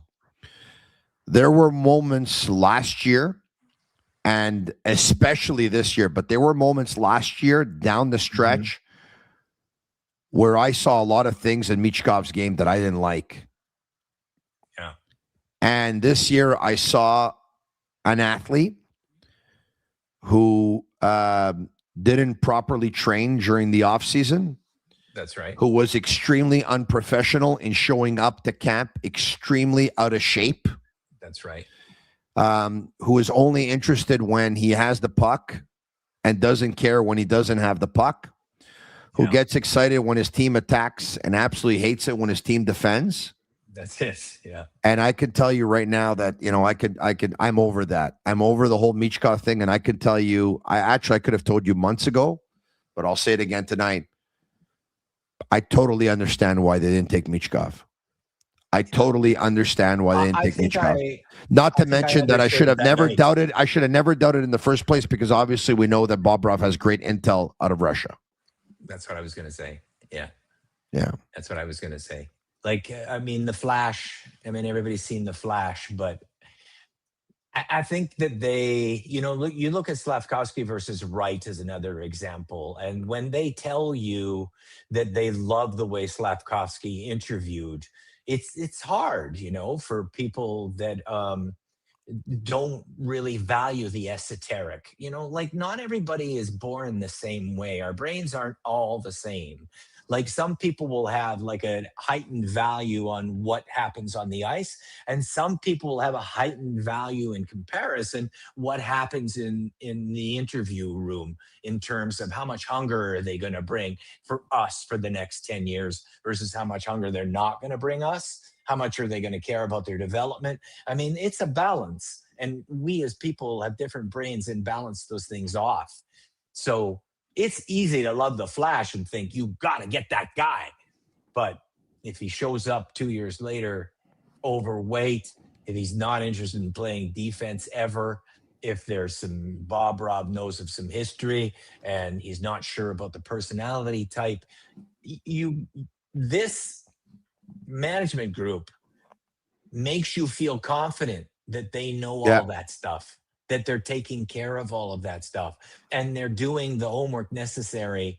Like they wanted Michael Hage, and they loved his hockey. Yeah. But the pick before, Cole Eiserman was available.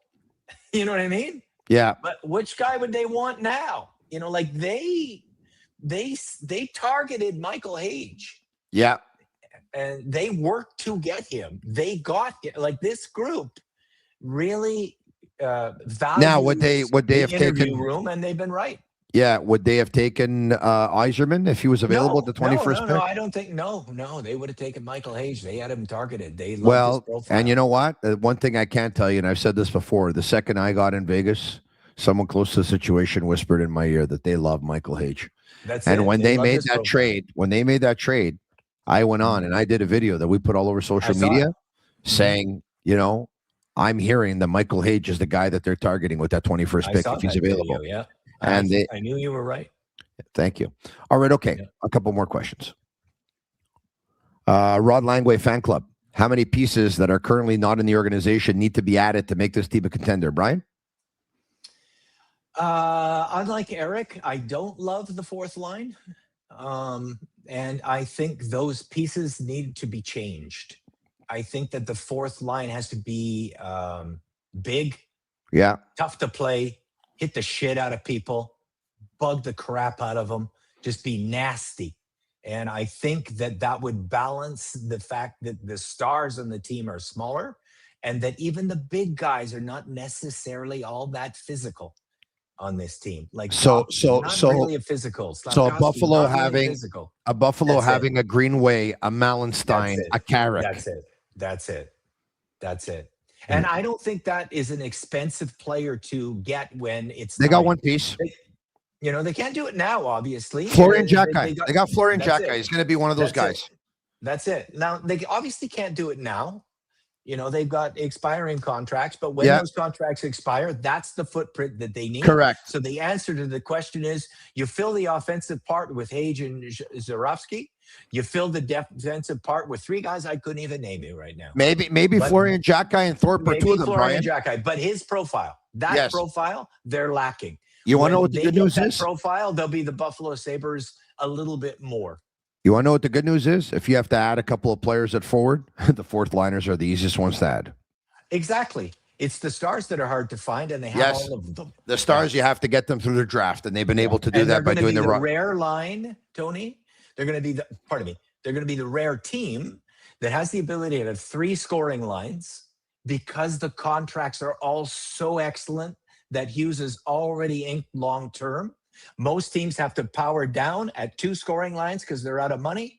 This team's going to have three scoring lines and then a power forward in your face line. Add a little bit size in the right side on defense. And there's your team. Next question. Jufan says, do the Habs use their first round pick or does it get traded? It gets traded, 100%. 100%. There's absolutely no way they're drafting 26 in the first round.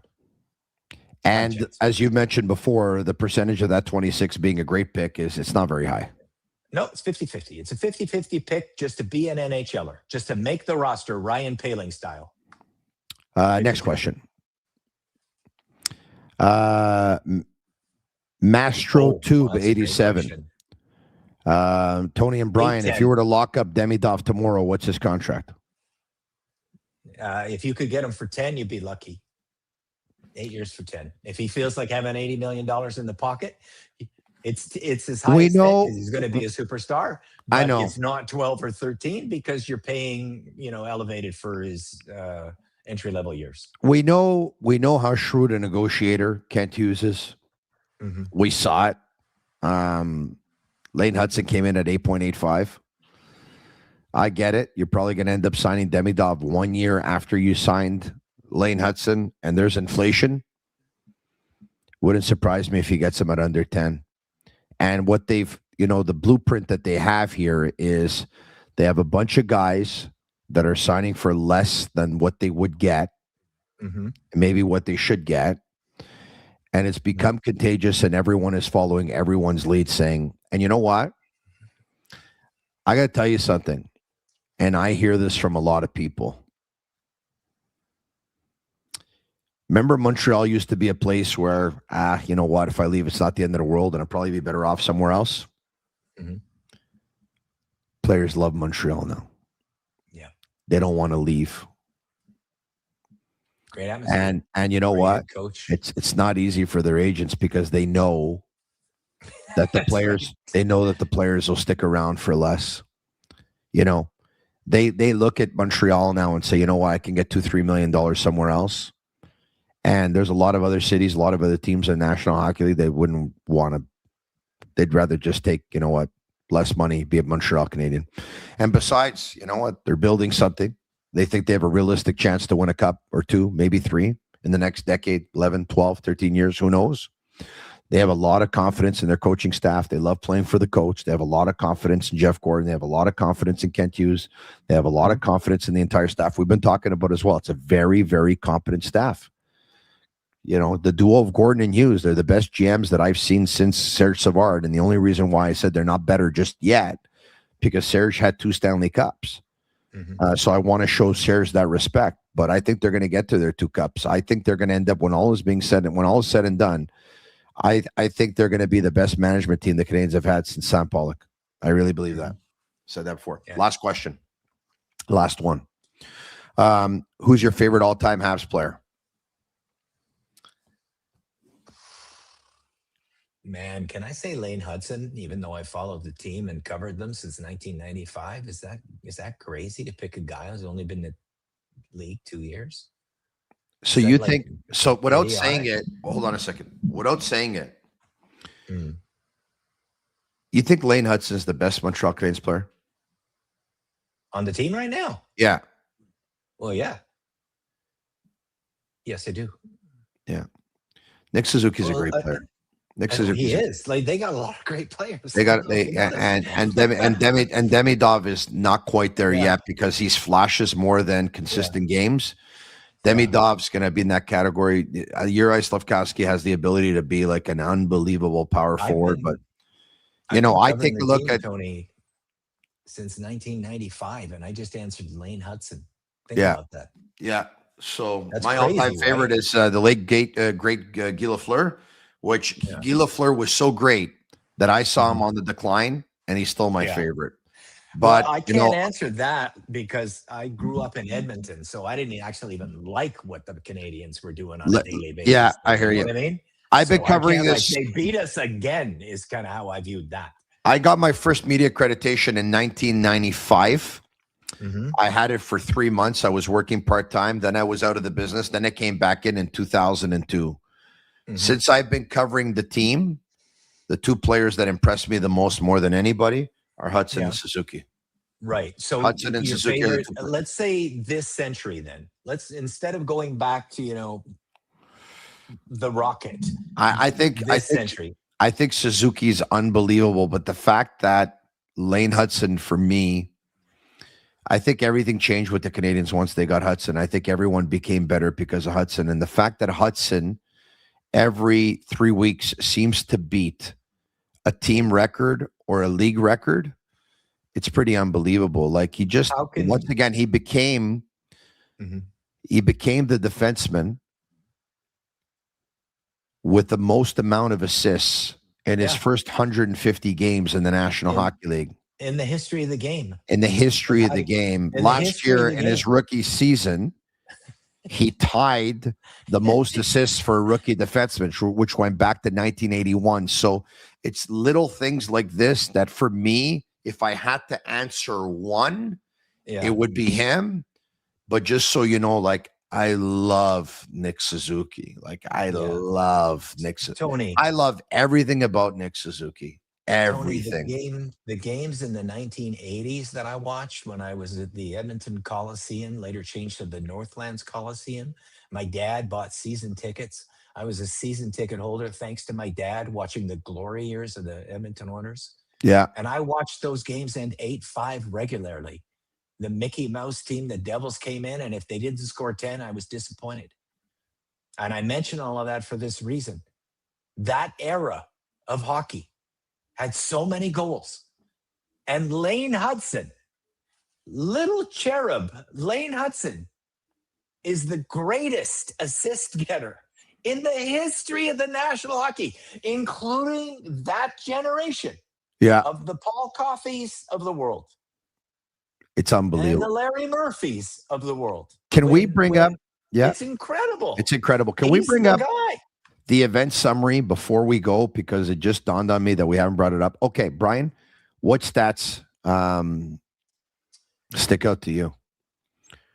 Well, you can see that that the fourth line did get their Brendan Gallagher's only at 8 minutes. I mean, that's the first thing I always look at. 848 for Brendan Gallagher, right? The least utilized forward for the Canadiens tonight, and 912 Jaden Struble, the least utilized defenseman for the Canadiens tonight.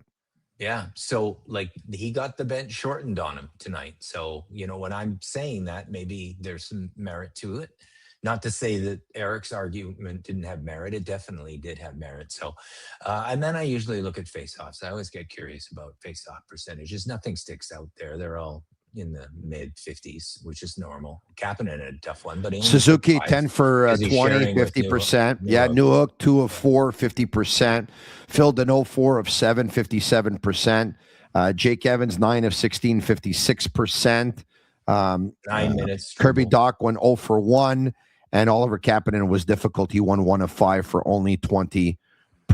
Other than that, Demidov 3 shots stands out a little bit. I mean, you got to take shots if you want to score goals, right? And you're looking at Cole Caulfield as a marker for how many shots that you will take. Caulfield used to take 8 shots a game, 7-8 at Wisconsin. Drops to 3.5 in the NHL. That's your blueprint. Around 3 shots per game. Devinov 3. That's your blueprint for success and goals in the NHL. 3 more very interesting stats. Alex Carrier 4 blocked shots, the most of any Montreal Canadian. Jaden Struble, who was in for Arbor Jack Guy, finished the night +2. Good night at the office for him. And Jake Evans had 7 hits in tonight's hockey game. Not to mention he had an assist, a point chemistry, Tony. Jake Evans is playing unbelievable hockey. Yeah, that line is really developing some chemistry. I really like what I'm like. The third line this year and the fourth has been basically a little bit of a black hole this year, even though last year they were both really, really good. And it was the second line that was the black hole. Now the third line is losing that black hole status. Like these guys, Bolduc, Duke, and Doc, pardon me, and Evans really, really see each other well. There's a budding chemistry there that is very optimistic. Brian, I want to thank Pierre McGuire. I want to thank Stephane Waite. I want to thank you. I want to thank Craig Button. I want to thank Eric Engels. Nice. There were 5 collaborators tonight. 5. We didn't need more.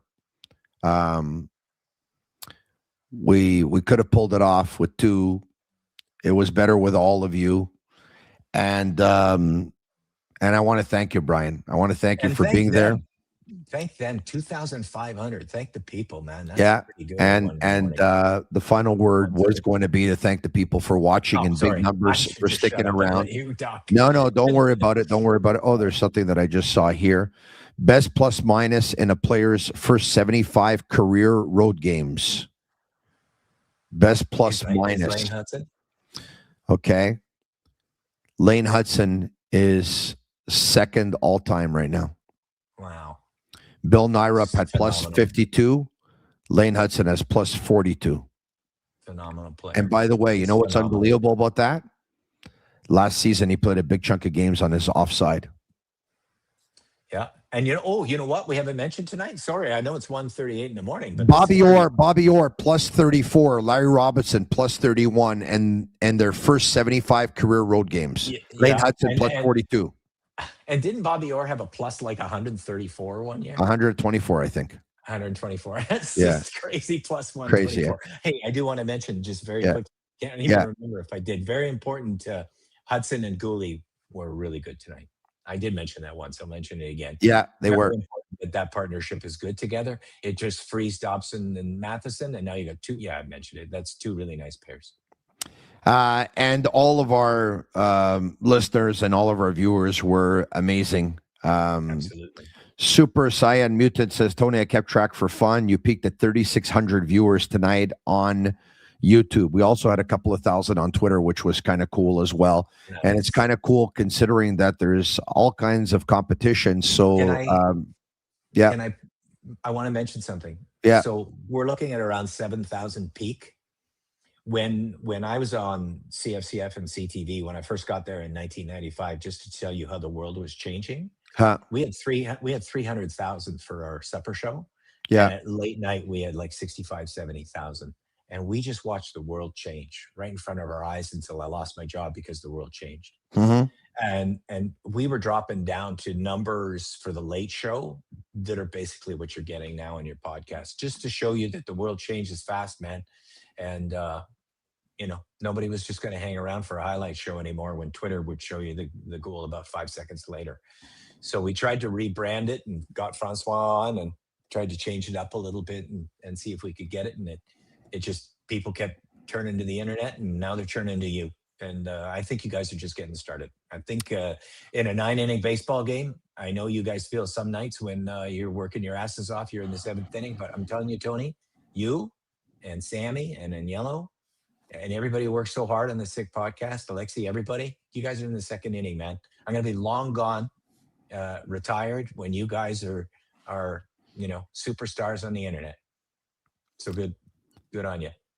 We're happy you're part of it, Brian. Thanks so much. Thank you to everyone for watching once again. The Canadiens win by a score of 3-2, backstopped by Jacob Fowler, who showed shades of Patrick Waugh back in 1986 versus the New York Rangers. Game 3 at Madison Square Garden. Got called up earlier today. The Canadiens made it official at 10 a.m., and he delivered quite a performance.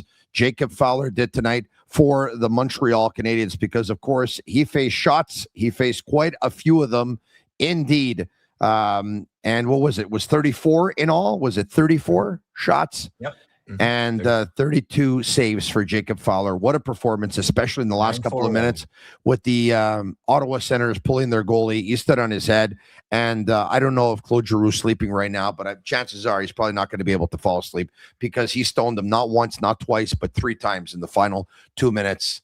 Canadiens win. Thanks for making the Sick Podcast your #1 Montreal Canadiens podcast for post-game coverage, for any kind of coverage. And we appreciate that. Thank you very much.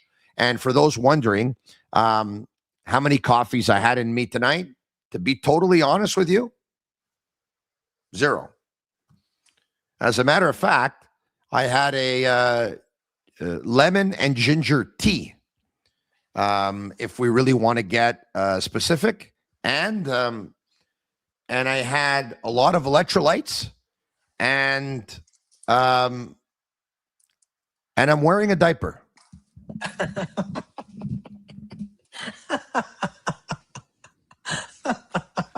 Now I'm giving away my secrets to everyone, right? I should have done that. All right. You're not wearing a diaper. How much you want to bet? I'll do it right now. I'll show it right now. No, I'm leaving for that. All right. So do you believe me now? I don't want to see your diaper. No, but do you believe me now, though? Do you believe me? I do not actually still believe you're wearing a diaper.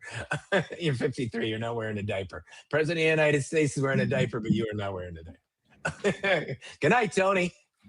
No, don't show me. Oh, I'm leaving for that. Nope, I'm out of here. Oh, my God, he's wearing a diaper. Tony, I'm signing off. Wouldn't lie to you, Brian. Ciao for now. All right, okay.